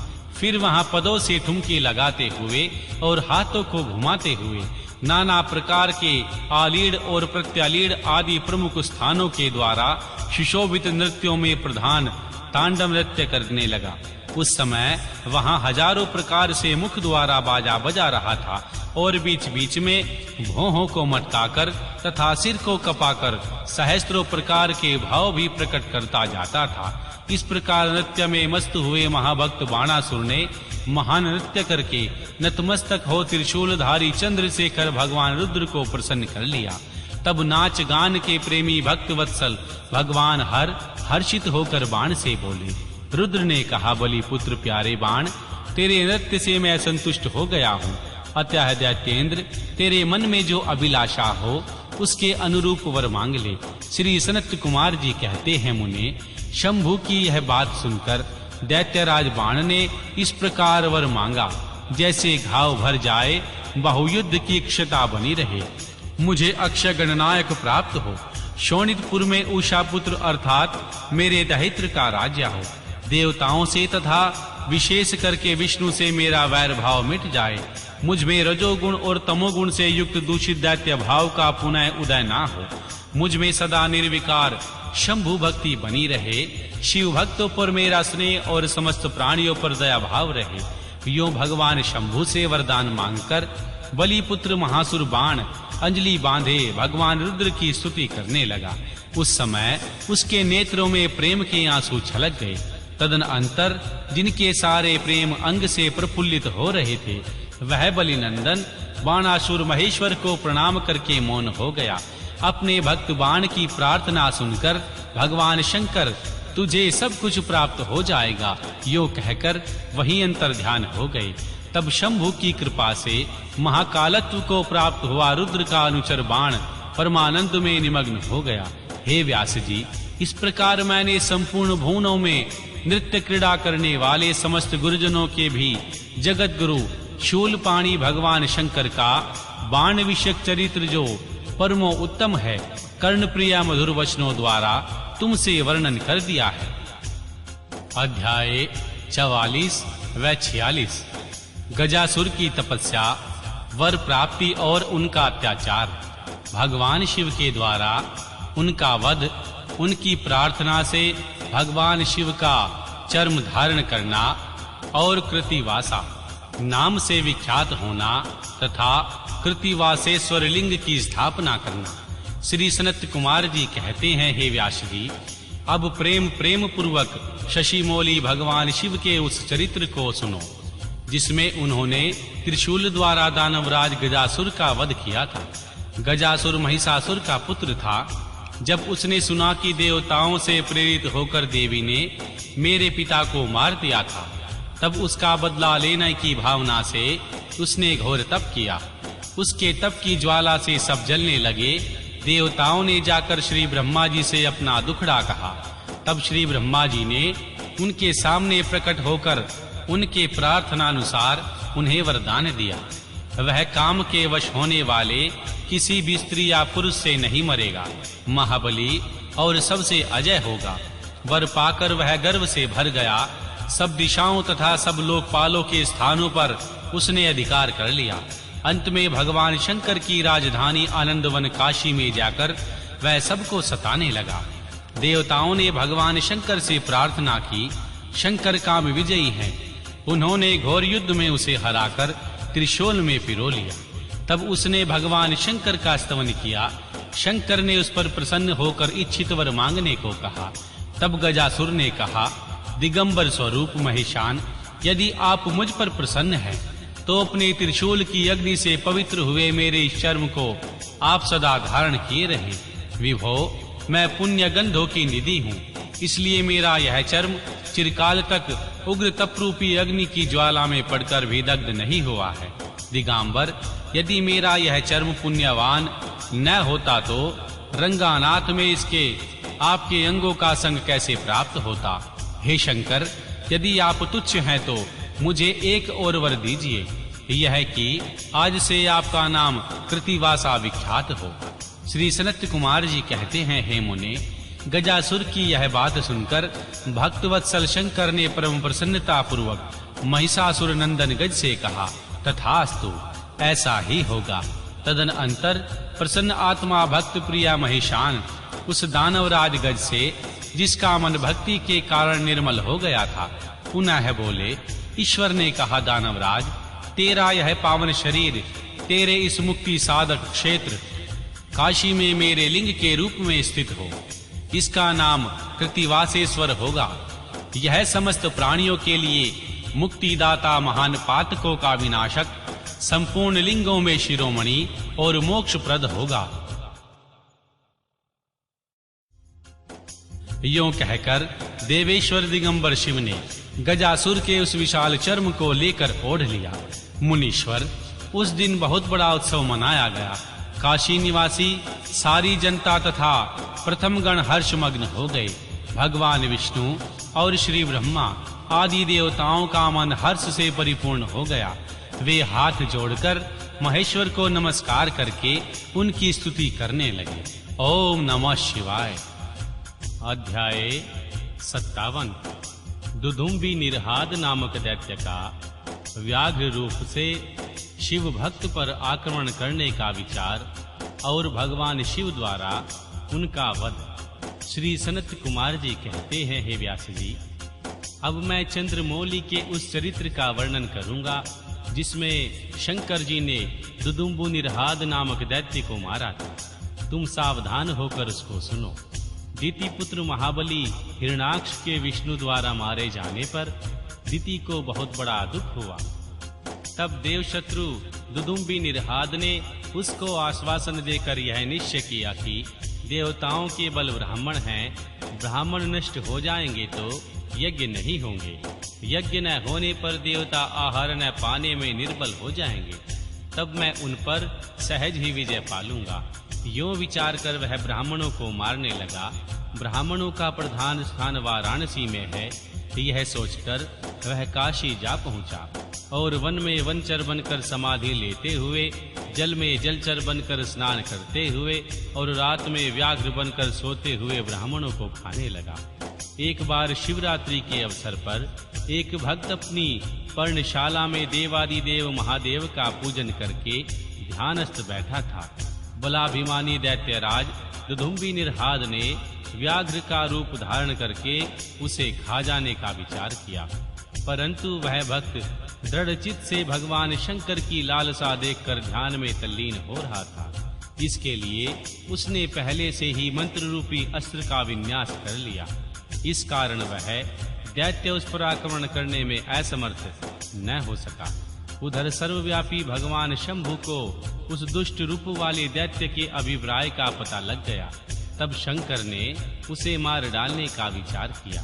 इतने में ही ज्यों ही उस दैत्य ने व्याघ्र रूप से उस भक्त को अपना ग्रास बनाना चाहा, त्यों ही जगत की रक्षा के लिए मणि स्वरूप तथा भक्त रक्षण में कुशल बुद्धि वाले त्रिलोचन भगवान शंकर वहां प्रकट हो गए और उसे बगल में दबोचकर उसके सिर पर वज्र से भी कठोर घूंसे से प्रहार किया।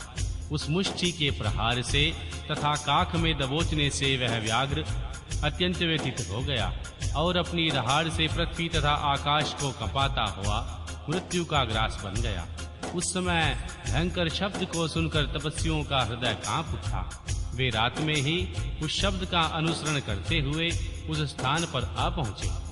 वहां परमेश्वर शिव को बगल में उस पापी को दबाए हुए देखकर सब लोग उनके चरणों में पड़ गए और जय जयकार करते हुए उनकी स्तुति करने लगे। तदनंतर महेश्वर ने कहा, जो मनुष्य यहाँ आकर श्रद्धा पूर्वक मेरे इस रूप का दर्शन करेगा, मैं निसंदेह उसके सारे उपद्रवों को नष्ट कर दूंगा।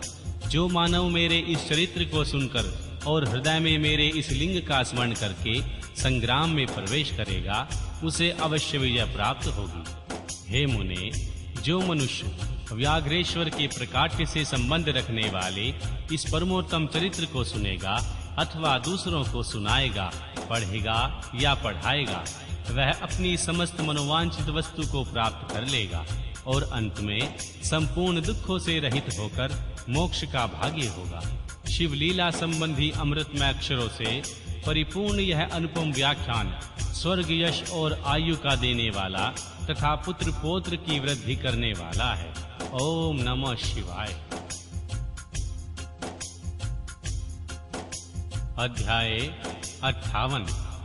विदल और उत्पल नामक दैत्यों का पार्वती पर मोहित होना और मां पार्वती का कंदुक प्रहार द्वारा उनका काम तमाम करना, कंदुकेश्वर की स्थापना और उनकी महिमा।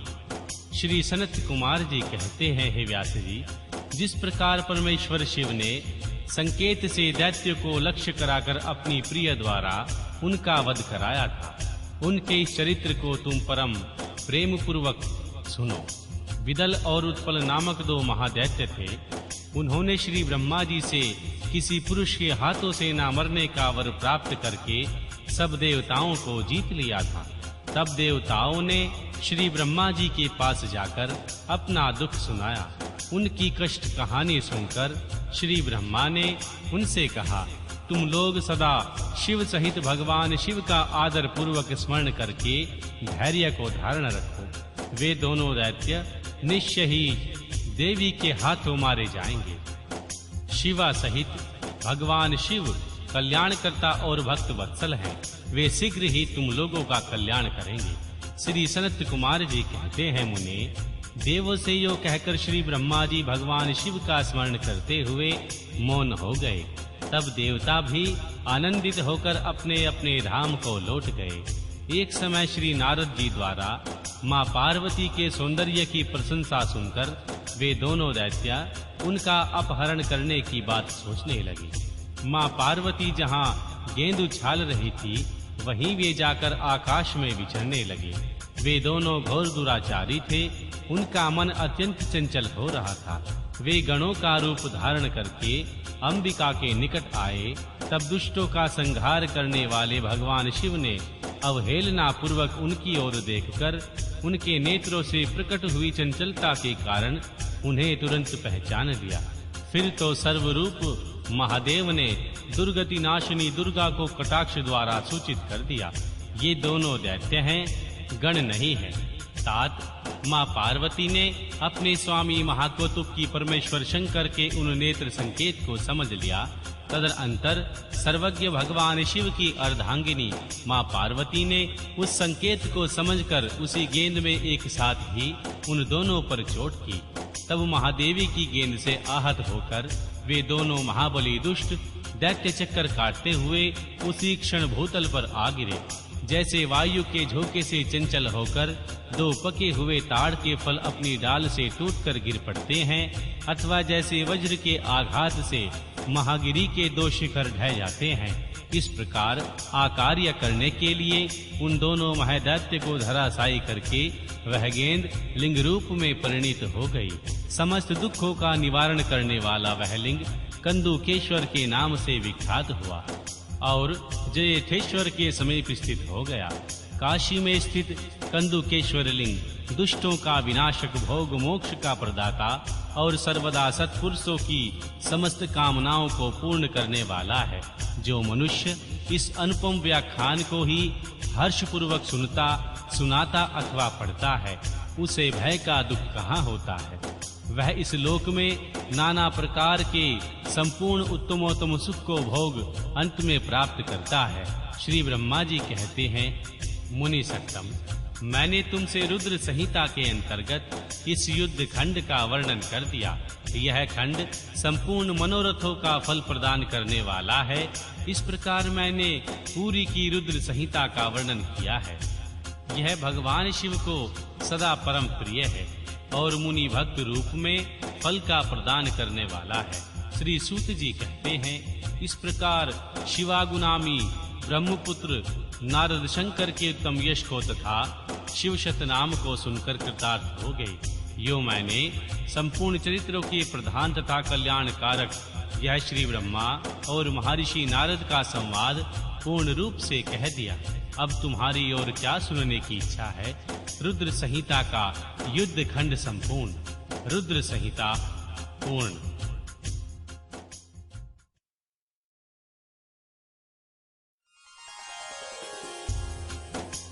अध्याय 59। शतरुद्र संहिता। भगवान शिव के सघोजात वामदेव, तत्पुरुष, अघोर और ईशान नामक 5 अवतारों का वर्णन। जो परमानंदमय है, जिनकी लीलाएं अनंत हैं, जो ईश्वर के भी ईश्वर, सर्वव्यापक महान गौरी के प्रियतम तथा स्वामी कार्तिक और श्री विघ्नराज गणेश को उत्पन्न करने वाले हैं, उन आदि देव शंकर जी की मैं वंदना करता हूँ। श्री शौनक जी ने कहा, महाभाग सूत जी, आप तो पुराणकर्ता व्यास जी के शिष्य हैं, ज्ञान और दया की निधि हैं। अतः अब आप भगवान शंभु के उन अवतारों का वर्णन कीजिए जिनके द्वारा उन्होंने सत्य पुरुषों का कल्याण किया है। श्री सूत जी बोले, हे शौनक जी, आप तो मननशील व्यक्ति हैं, अतः अब मैं आपसे भगवान शंकर के उन अवतारों का वर्णन करता हूँ। आप अपनी इंद्रियों को वश में करके भक्ति पूर्वक मन लगाकर उनको सुनिए। मुने, पूर्व काल में श्री सनत कुमार जी ने नंदीश्वर जी से, जो सत्य पुरुषों की गति तथा शिव स्वरूप ही हैं, यही प्रश्न किया था। उस समय नंदीश्वर जी ने भगवान शिव का स्मरण करते हुए उन्हें ये उत्तर दिया था। नंदीश्वर जी ने कहा था, मुने, ये तो सर्वव्यापी सर्वेश्वर भगवान शिव के कल्प कल्पांतरों में असंख्य अवतार हुए, तथापि इस समय मैं अपनी बुद्धि के अनुसार उनमें कुछ का वर्णन करता हूँ। 19वां कल्प जो श्वेत लोहित नाम से विख्यात है, उसमें भगवान शंकर का शठोजात नामक अवतार हुआ। वह उनका प्रथम अवतार कहलाता है।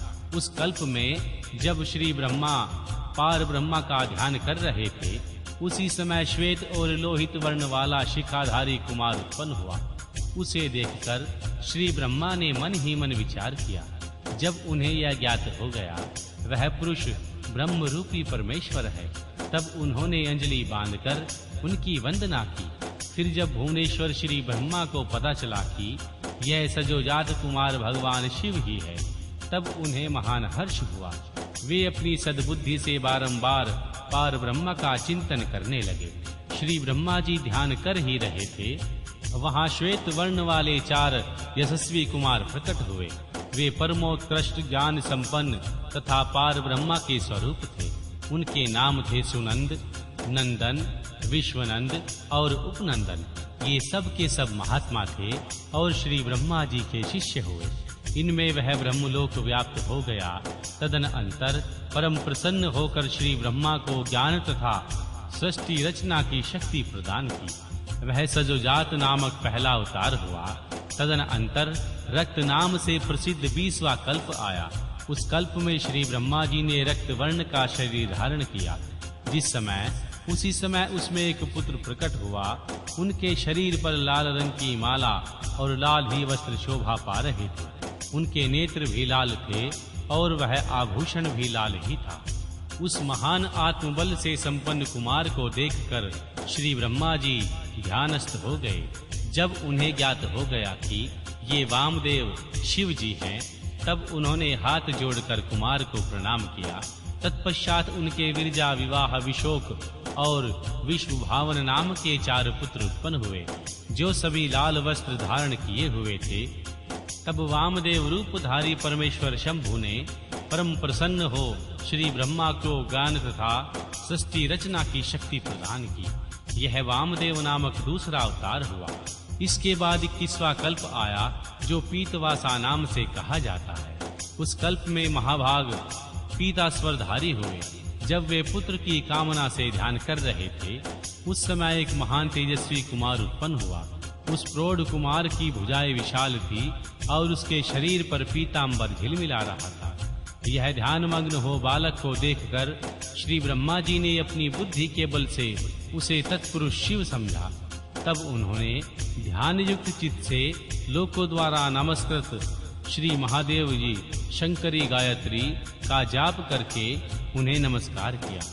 इससे महादेव जी प्रसन्न हो गए। तत्पश्चात उनके पार्श्वभाग से पीत वस्त्रधारी दिव्य कुमार प्रकट हुए। वे सब के सब योग मार्ग में प्रवर्तक हुए। यह तत्पुरुष तीसरा अवतार हुआ। तत्पश्चात स्वयंभू श्री ब्रह्मा पीतांबर वर्ण नामक कल्प के बीत जाने पर पुनः दूसरा कल्प व्रत प्रावृत हुआ। उनका नाम शिव था। एक वर्ण की दशा में 1 सहस्त्र दिव्य वर्ष व्यतीत हो गए। तब श्री ब्रह्मा जी प्रजाओं की सृष्टि करने की इच्छा से दुखी होकर विचार करने लगे। उस समय महान तेजस्वी श्री ब्रह्मा के समक्ष एक कुमार उत्पन्न हुआ। उस महापराक्रमी बालक के शरीर का रंग काला था। वह अपने तेज से उद्दीप्त हो रहा था तथा काला वस्त्र, काली पगड़ी और काला यज्ञोपवीत धारण किए हुए था। उसका मुकुट भी काला था और स्नान के पश्चात अनुलेपन चंदन भी काले रंग का ही था। भयंकर पराक्रमी महान मनस्वी देवेश्वर अलौकिक कृष्ण लिंगल पीर्ण वर्ण वाले अघोर को देखकर श्री ब्रह्मा जी ने उनका वंदन किया। तत्पश्चात श्री ब्रह्मा जी उन भक्त वत्सल अविनाशी अघोर को ब्रह्म रूप समझकर इष्ट वचनों द्वारा उनकी स्तुति करने लगे। तब उनके पार्श्वभाग में कृष्ण वर्ण वाले तथा काले रंग का अनुलेप धारण किया 4 महान मनस्वी कुमार उत्पन्न हुए। वे सब के संपरम तेजस्वी, अव्यक्त नामा तथा शिव सरीखे रूप वाले थे। उनके नाम थे कृष्ण, कृष्णशिख, कृष्णस्य और कृष्ण कृष्णधक। इस प्रकार उत्पन्न होकर इन महात्माओं ने श्री ब्रह्मा जी की सृष्टि रचाने के निमित्त महान अद्भुत घोर नामक योग का प्रचार किया। यह अघोर नामक चौथा अवतार हुआ। मुनीश्वरों, तदंतर श्री ब्रह्मा जी का दूसरा कल्प आरंभ हुआ।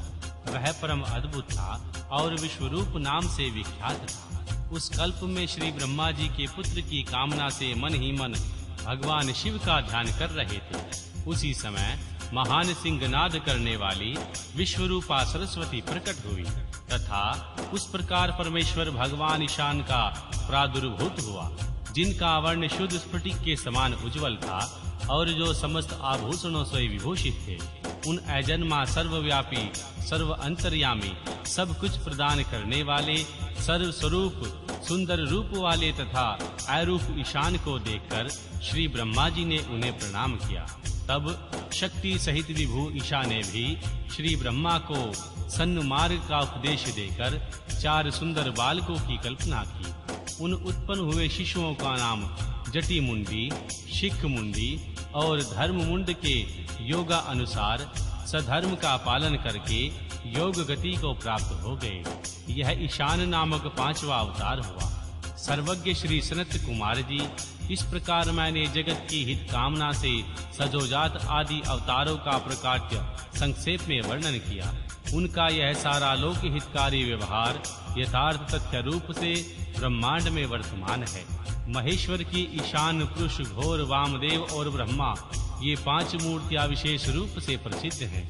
इनमें ईशान जो शिव स्वरूप है तथा सबसे बड़ा है, वह कहा जाता है, वह साक्षात प्रकृति के भोक्ता क्षेत्रज्ञ में निवास करता है। भगवान शिव का दूसरा स्वरूप तत्पुरुष नाम से विख्यात है। वह गुणों के आश्रय रूप तथा भोग्य सर्वज्ञ में अधिष्ठित है। पिनाकधारी भगवान शंकर जो अघोर नामक तीसरा स्वरूप है, वह धर्म के लिए अंगों सहित बुद्धि तत्व का विस्तार करके अंदर विराजमान रहता है। वामदेव नाम वाला भगवान शंकर का चौथा स्वरूप अहंकार का अधिष्ठान है तथा अनेकों प्रकार का कार्य करता है। विचारशील बुद्धिमानों का कथन है कि भगवान शंकर का ईशान संज्ञक स्वरूप सदा कर्ण, वाणी और सर्वव्यापी आकाश का अधीश्वर है तथा महेश्वर का पुरुष नामक रूप त्वक, पाणी और सर्वगुण विशिष्ट वायु का स्वामी है। मनीषीगण अघोर नाम वाले रूप को शरीर, रस, रूप और अग्नि का अधिष्ठान बतलाते हैं। भगवान शंकर का वामदेवक संज्ञक स्वरूप रसना, वायु, रस और जल का स्वामी कहा गया है। प्राण, उपस्थ, गंध और पृथ्वी पर ईश्वर भगवान शंकर का सजोजात नामक रूप बताया जाता है। कल्याणकामी मनुष्य को भगवान शंकर जी के इन स्वरूपों को सदा प्रयत्न पूर्वक वंदना करनी चाहिए, क्योंकि ये प्राप्ति में एकमात्र हेतु है।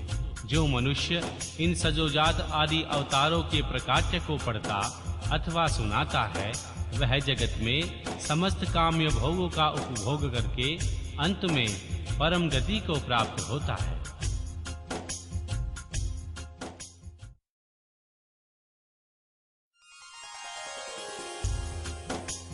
अध्याय 1। भगवान शंकर की अष्टमूर्तियों तथा अर्धनारीश्वर रूप का सविस्तार वर्णन। श्री नंदिकेश्वर जी कहते हैं, ऐश्वर्यशाली मुने, अब तुम महेश्वर के उन श्रेष्ठ अवतारों का वर्णन सुनो, जो लोक में सबके संपूर्ण कार्य को पूर्ण करने वाले अतएव सुख के दाता हैं। तात वह जगत उन परमेश्वर शंभु की 8 मूर्तियों का स्वरूप ही है।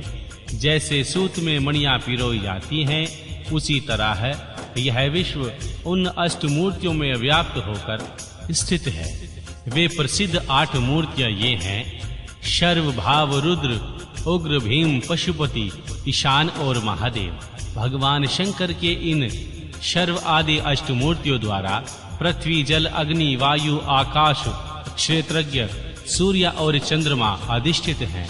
शास्त्र का यह निश्चय है कि कल्याणकर्ता महेश्वर का विश्वरंभात्मक रूप ही चराचर विश्व को धारण किए हुए हैं। परमात्मा शिव का सलीलात्मक रूप जो समस्त जगत को जीवन प्रदान करने वाला है, भव नाम से कहा जाता है, जो जगत के बाहर भीतर वर्तमान है और स्वयं ही विश्व का भरण पोषण करता है तथा स्पंदित होता है। उग्र रूपधारी प्रभु के उन रूप को सत्पुरुष उग्र कहते हैं। महादेव का जो सबको अवकाश देने वाला सर्वव्यापी आकाशात्मक रूप है, उसे भीम कहते हैं। वह भूत वृंद का भेदक है, जो रूप समस्त आत्माओं का अधिष्ठान है, संपूर्ण क्षेत्रों में निवास करने वाला और जीवों के भवपाश का छेदक है। उसे पशुपति का रूप समझना चाहिए। परमेश्वर का संपूर्ण जगत को प्रकाशित करने वाला जो सूर्य नामक रूप है, उसे ईशान कहते हैं। वह क्षुलोक में भ्रमण करता है। अमृतमयी रश्मियों वाला जो चंद्रमा संपूर्ण विश्व को आह्लादित करता है, भगवान शिव का वह रूप महादेव के नाम से पुकारा जाता है। आत्मा परमात्मा शिव का 8वां रूप है। यह मूर्ति अन्य मूर्तियों की व्यापिका है, इसलिए सारा विश्व शिवमय है। जिस प्रकार वृक्ष के मूल को सींचने से उसकी शाखाएं पुष्पित हो जाती हैं, उसी तरह भगवान शिव का पूजन करने से शिव स्वरूप विश्व परिपुष्ट होता है। जैसे इस लोक में पुत्र पौत्र आदि को देखकर प्रसन्न पिता हर्षित होता है, उसी तरह विश्व को भली भांति हर्षित देखकर भगवान शंकर को आनंद मिलता है। इसलिए यदि कोई भी देहधारी कष्ट देता है तो उसे निसंदेह मानो उसे अष्टमूर्ति भगवान शिव का ही अनिष्ट किया है। श्री सनत कुमार जी, इस प्रकार भगवान शिव अपनी अष्टमूर्तियों द्वारा समस्त विश्व को अधिष्ठित करके विराजमान है। अतः तुम पूर्ण रूप भक्ति भाव से उन परम कारण रुद्र का भजन करो। प्रिय श्री सनत कुमार जी, अब तुम भगवान शंकर के अनुपम अर्धनारीश्वर रूप का वर्णन सुनो। महाप्राज्ञ, वह रूप श्री ब्रह्मा की कामनाओं को पूर्ण करने वाला, सृष्टि के आदि में जब सृष्टिकर्ता श्री ब्रह्मा द्वारा रची हुई सारी प्रजाएं विस्तार को प्राप्त नहीं हुई, तब श्री ब्रह्मा उस दुख से दुखी होकर चिंता व्याकुल हो गए। उसी समय यो आकाशवाणी हुई, ब्राह्मण, उस मैथुनी सृष्टि की रचना करो। उस व्योमवाणी को सुनकर श्री ब्रह्मा ने मैथुनी सृष्टि उत्पन्न करने का विचार किया, परंतु इनसे पहले नारियों का कुल ईशान से प्रकट ही नहीं हुआ। इसीलिए पगयोनि श्री ब्रह्मा मैथुनी सृष्टि रचने में समर्थ नहीं हो सके। तब यो विचार कर श्री शंभु की कृपा के बिना मैथुनी प्रजा उत्पन्न नहीं हो सकती, तब करने को उद्यत हुए। उस समय श्री ब्रह्मा पराशक्ति शिवा सहित परमेश्वर शिव का प्रेम पूर्वक ध्यान करने लगे और उनका तप करने लगे। तदनंतर तपो अनुष्ठान में लगे हुए श्री ब्रह्मा उस तीव्र ताप से थोड़े ही समय में भगवान शिव जी प्रसन्न हो गए। तब वे कष्टहारी शंकर मूर्ति सच्चिदानंद कामदा मूर्ति में प्रविष्ट होकर अर्धनारी के रूप में श्री ब्रह्मा के निकट आए। उन देवादि देव शंकर को पराशक्ति शिवा के साथ आया देखते हुए श्री ब्रह्मा ने दंड की भांति भूमि पर लेटकर उन्हें प्रणाम किया और वे हाथ जोड़कर स्तुति करने लगे। तब विश्वकर्ता देवादि देव महादेव परम प्रसन्न होकर ब्रह्मा से मेघ की सी वाणी में बोले। ईश्वर ने कहा, महाभागवत, मेरे प्यारे पुत्र पितामह, मुझे तुम्हारा सारा मनोरथ पूर्णतः ज्ञात हो गया। तुमने जो इस समय प्रजा की वृद्धि के लिए घोर तप किया है, तुम्हारे उस तप से मैं प्रसन्न हो गया हूँ और तुम्हारा अभिष्ट वरदान पूरा करूंगा। यो स्वभाव से ही मधुर तथा परम उदार वचन कहकर भगवान शंकर ने अपने शरीर के अर्धभाग से शिवा देवी को पृथक कर दिया। तब शिव से पृथक होकर प्रकट हुई उन परम शक्ति को देखकर श्री ब्रह्मा विनम्र भाव से प्रणाम करके उनसे प्रार्थना करने लगे। श्री ब्रह्मा ने कहा, शिवे, सृष्टि के प्रारंभ में तुम्हारे पति देवादि देव परमात्मा शंभु ने मेरी सृष्टि की थी और मेरे द्वारा सारी प्रजाओं की रचना की थी। शिवे, तब मैंने देवता आदि समस्त प्रजाओं की मानसिक सृष्टि की, परंतु बारंबार रचना करने पर भी उनकी वृद्धि नहीं हो रही थी। अतः अब मैं स्त्री पुरुष के समागम से उत्पन्न होने वाली सृष्टि का निर्माण करके अपनी सारी प्रजाओं की वृद्धि करना चाहता हूँ, किंतु अभी तक तुमसे अक्षय नारी कुल का प्रकाट्य नहीं हुआ। इस कारण नारी कुल की सृष्टि करना मेरी शक्ति के बाहर है। क्योंकि सारी शक्तियों का उद्गम स्थान तुम ही से हो, इसलिए तुम अखिलेश्वरी परमात्मा शक्ति से प्रार्थना करता हूँ।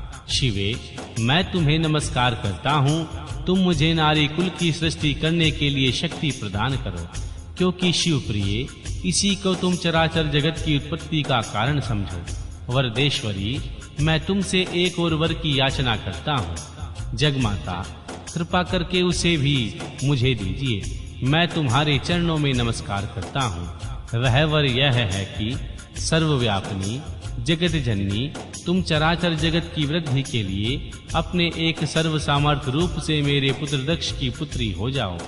ब्रह्मा द्वारा याचना किए जाने पर परमेश्वरी देवी शिवा ने तथास्तु कहकर ऐसा ही होगा श्री ब्रह्मा को शक्ति प्रदान की। सुतरा जगन्नमयी शिव शक्ति शिवा देवी ने अपनी भोह के मध्य भाग से ही समान प्रभाव वाली एक शक्ति की रचना की। उस शक्ति को देखकर सर्वश्रेष्ठ भगवान शंकर, जो लीलाहारी, कष्टहारी और कृपा सागर है, हंसते हुए जगदम्बिका से बोले। भगवान शंकर ने कहा, देवी परमेष्ठी, ब्रह्मा ने तपस्या द्वारा तुम्हारी आराधना की है, अतः अब तुम उन पर प्रसन्न हो जाओ और उनका सारा मनोरथ पूरा करो।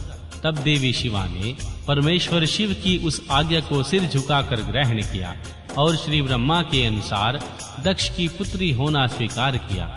मुने, इस प्रकार शिवा देवी श्री ब्रह्मा को अनुपम शक्ति प्रदान करके शंभु के शरीर में प्रविष्ट हो गई। तत्पश्चात भगवान शंकर भी तुरंत ही अंतर्ध्यान हो गए। इसी से इस लोक में स्त्री भाग की कल्पना हुई और मैथुनी सृष्टि चल पड़ी। इससे श्री ब्रह्मा को महान आनंद प्राप्त हुआ। तात, इस प्रकार मैंने तुम्हें शिव जी के महान अनुपम अर्धनारीश्वर रूप का वर्णन कर दिया। यह सत्य पुरुषों के लिए आनंद मंगलदायक है। अध्याय 2 व 3 वराह कल्प में होने वाले शिव जी के प्रथम अवतार से लेकर नवम ऋषभ अवतार तक का वर्णन। नंदीश्वर जी कहते हैं, सर्वज्ञ श्री सनत कुमार जी, एक बार भगवान रुद्र ने हर्षित होकर श्री ब्रह्मा जी से भगवान शंकर के चरित्र का प्रेम पूर्वक वर्णन किया। वह चरित्र सदा परम सुखदायक है, उसे तुम सुनो। वह चरित्र इस प्रकार है। भगवान शंकर ने कहा, ब्राह्मण, वराह कल्प के 7वें मनवंतर में संपूर्ण लोकों को प्रकाशित करने वाले भगवान कल्पेश्वर जो तुम्हारे प्रपौत्र हैं, वैश्वत मनु के पुत्र होंगे। तब उस मनवंतर की चतुर्योग्यों के किसी द्वापर युग में लोकों पर अनुग्रह करके तथा ब्राह्मणों का हित करने के लिए प्रकट होगा। ब्राह्मण युग प्रवृत्ति के अनुसार उस प्रथम चतुर्युगी के प्रथम द्वापर युग में जब प्रभु स्वयं ही व्याप्त होंगे, तब मैं उस कलयुग में अंत में ब्राह्मणों के हितार्थ शिवा सहित श्वेत नामक महामुनि होकर प्रकट होऊंगा। उस समय हिमालय के रमणीय शिखर छागल नामक पर्वत श्रेष्ठ पर मेरे शिखाधारी 4 शिष्य उत्पन्न होंगे। उनके नाम होंगे श्वेत, श्वेतशिख, श्वेताश्व और श्वेत लोहित। ये चारों ध्यान योग के आश्रय से मेरे नगर में जाएंगे। वहां वे मुझे अविनाशी को तत्वत जानकर मेरे भक्त हो जाएंगे।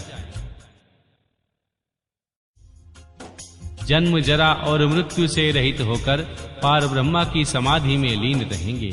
वत्स पितामह, उस समय मनुष्य के ध्यान में अतिरिक्त दान, धर्म आदि कर्म हेतु संसाधनों द्वारा मेरा दर्शन नहीं पा सकेंगे।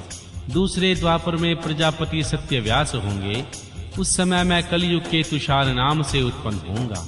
वहां भी मेरे दुदुम्भी, शतरूप, हशीक तथा केतुमान नामक 4 वेदगामी द्विज शिष्य होंगे। वे चारों ध्यान योग के बल से मेरे नगर को जाएंगे और मुझ अविनाशी को तत्वत जानकर मुक्त हो जाएंगे। तीसरे द्वापर में जब भार्गव नामक व्यास होंगे, तब मैं भी नगर के निकट ही दमन नाम से प्रकट होऊंगा। उस समय भी मेरे विशोक, विशेष, विपाप और पाप नाशन नामक 4 पुत्र होंगे। चतुरानन, उस अवतार में मैं शिष्यों के साथ व्यास की सहायता करूंगा और उस कलयुग में निवृत्ति मार्ग को सुदृढ़ बनाऊंगा। चौथे द्वापर में जब अंगिरा व्यास कहे जाएंगे, उस समय मैं सुहोत्र नाम से अवतार लूंगा। उस समय भी मेरे 4 योग साधक महात्मा पुत्र होंगे। ब्राह्मण, उनके नाम होंगे सुमुख, दुर्गम, दुदुर्म और दुर्कृतम। उस अवसर पर भी इन शिष्यों के साथ मैं व्यास की सहायता में लगूंगा। 5वें द्वापर में सविता नामक व्यास से कहे जाएंगे, तब मैं कंक नामक महातपस्वी योगी होऊंगा। ब्राह्मण, वहां भी मेरे 4 योग साधक महात्मा पुत्र होंगे। उनके नाम बतलाता हूँ, सुनो। सनक, सनातन, प्रभावशाली, सानंदन और सर्वव्यापक, निर्मल और अहंकार रहित श्री सनत कुमार। उस समय भी कंक नामधारी मैं सविता नामक व्यास का सहायक बनूंगा और निवृत्ति मार्ग को बढ़ाऊंगा। पुनः 6ठे द्वापर के प्रावृत होने पर जब मृत्यु लोक कारक व्यास होंगे और वेदों का विभाजन करेंगे, उस समय मैं व्यास की सहायता करने के लिए लोकाक्षी नाम से प्रकट होऊंगा और निवृत्ति पथ की उन्नति करूंगा। वहां भी मेरे 4 दृढ़वती शिष्य होंगे। उनके नाम होंगे सुदामा, विरजा, संज्ञा तथा विजय।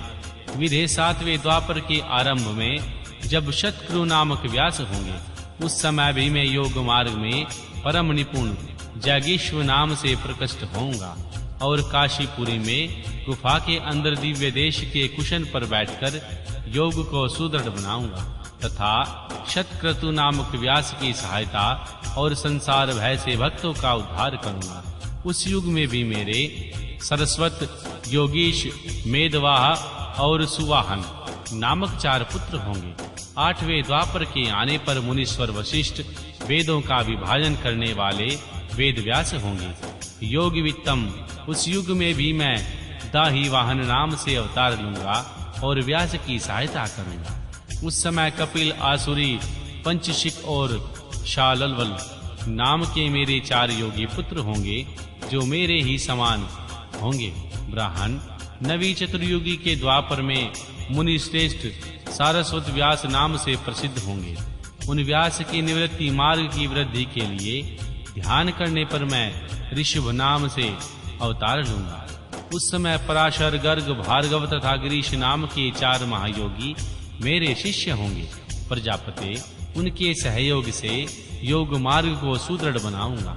सामुने इस प्रकार मैं व्यास का सहायक बनूंगा। ब्राह्मण उसी रूप में बहुत से दुखी भक्तों पर दया करके उनका भवसागर से उद्धार करूंगा।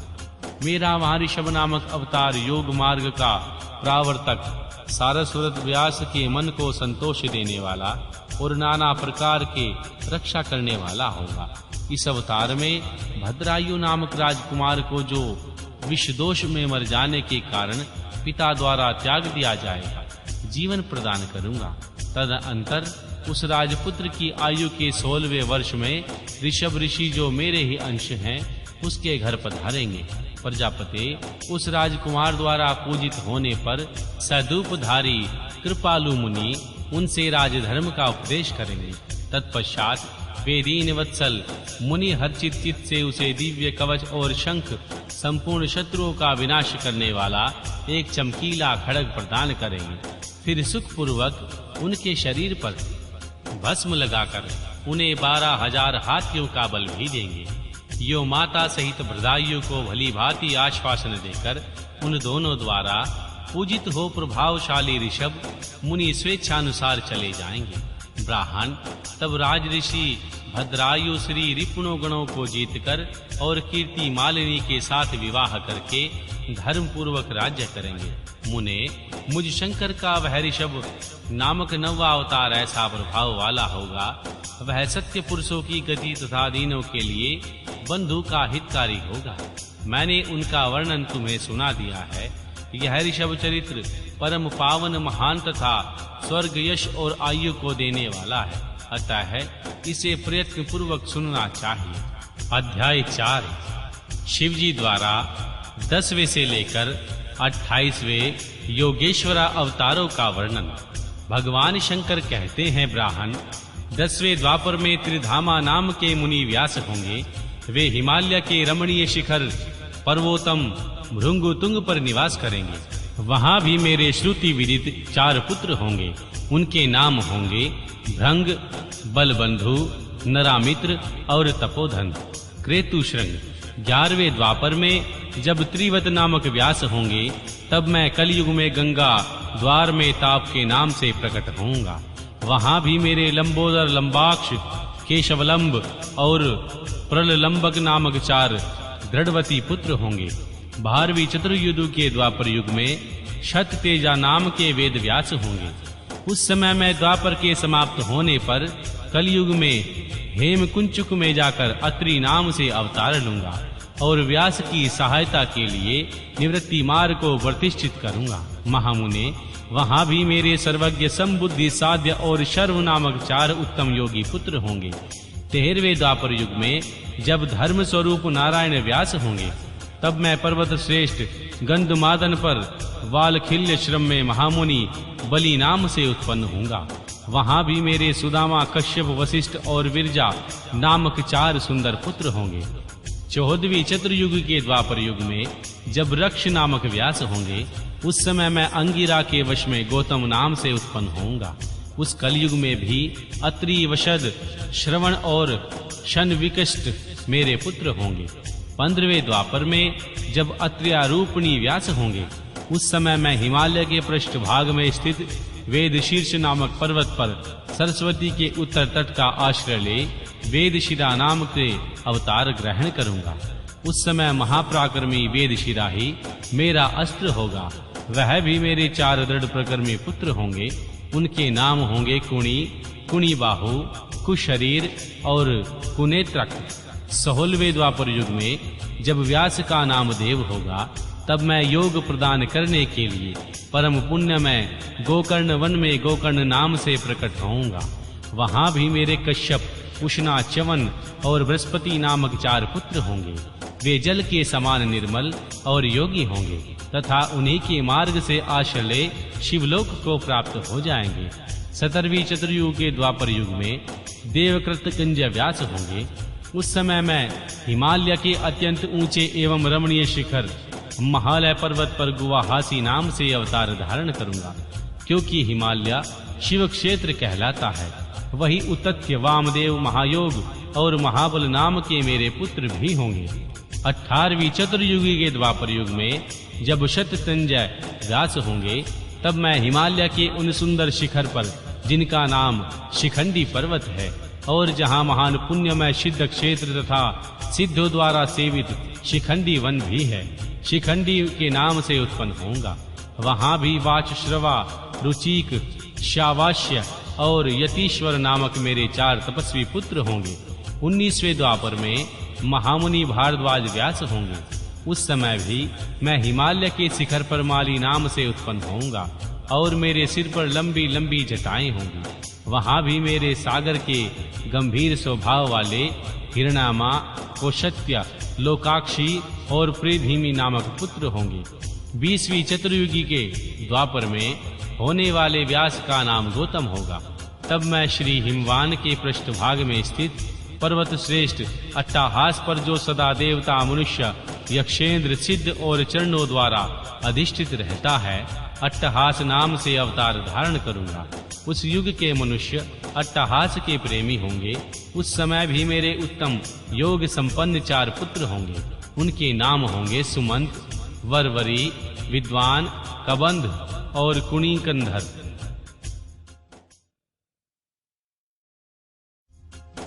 21वें द्वापर युग में जब वाजश्रवा नाम से व्यास होंगे, तब मैं दारुक नाम से प्रकट होऊंगा। इसके लिए शुभ स्थान नामक दारुमन पड़ जाएगा।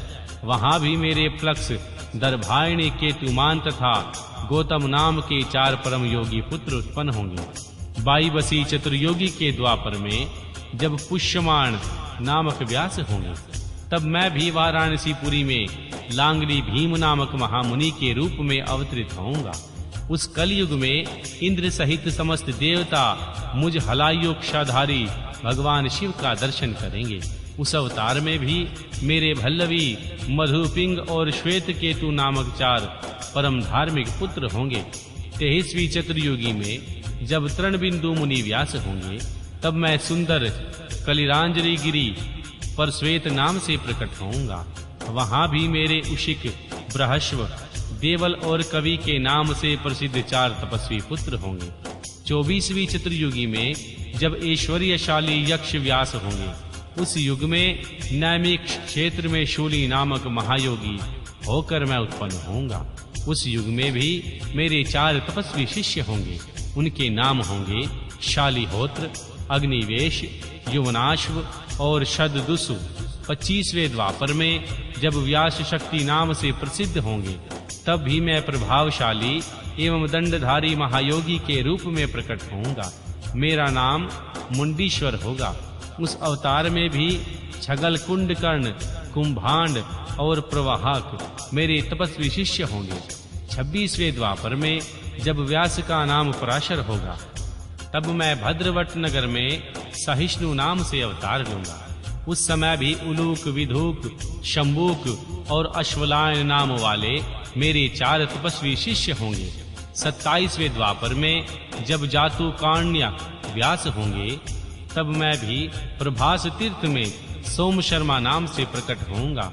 वहां भी अक्षपाद, कुमार उलूक और वत्स नाम से प्रसिद्ध मेरे 4 तपस्वी शिष्य होंगे। 28वें द्वापर में जब भगवान श्री हरि पराशर के पुत्र के रूप में द्वैपायन नामक व्यास होंगे, तब पुरुषोत्तम श्री कृष्ण अपने छठे अंश से वासुदेव के श्रेष्ठ पुत्र के रूप में उत्पन्न होकर वासुदेव कहलाएंगे। उसी समय योगात्मा मैं भी लोगों को आश्रय में डालने के लिए योग माया के प्रभाव से ब्रह्मचारी का शरीर धारण करके प्रकट होऊंगा। फिर शमशान भूमि में मृतक रूप से पड़े हुए अविछिन्न शरीर को देखकर मैं ब्राह्मणों के हित साधन के लिए योग माया से उसमें घुस जाऊंगा और फिर तुम्हें तथा विष्णु के साथ मेरुगिर की पुण्यमय दिव्य गुहा में प्रवेश करूंगा। ब्राह्मण वहां मेरा नाम लकुली होगा। इस प्रकार यह कायावतार उत्कृष्ट सिद्ध क्षेत्र कहलाएगा और जब तक पृथ्वी कायम रहेगी तब तक लोक में परम विख्यात होगा। उस अवतार में भी मेरे 4 तपस्वी शिष्य होंगे।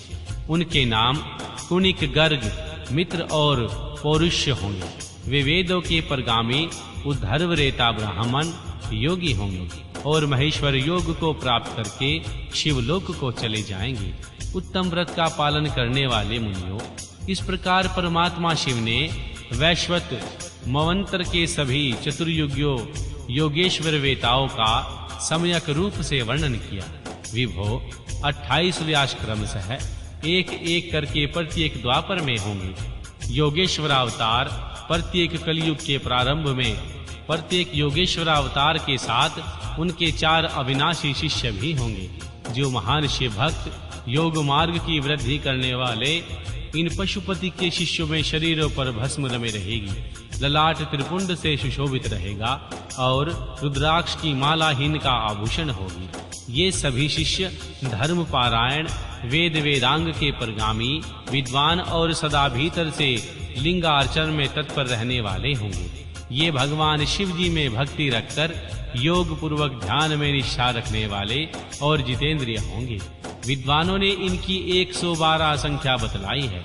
इस प्रकार मैंने 28 युगों के क्रम से मनु से लेकर कृष्णा अवतार पर्यंत सभी अवतारों के लक्षणों का वर्णन किया है। जब श्रुति समूह का वेदांत के रूप में प्रयोग होगा, उस कल्प में कृष्ण द्वैपायन व्यास होंगे, जो महेश्वर ने श्री ब्रह्मा जी पर अनुग्रह करके योगेश्वर अवतारों का वर्णन किया और फिर वे देवेश्वर उनकी ओर दृष्टिपात करके वहीं अंतर्ध्यान हो गए।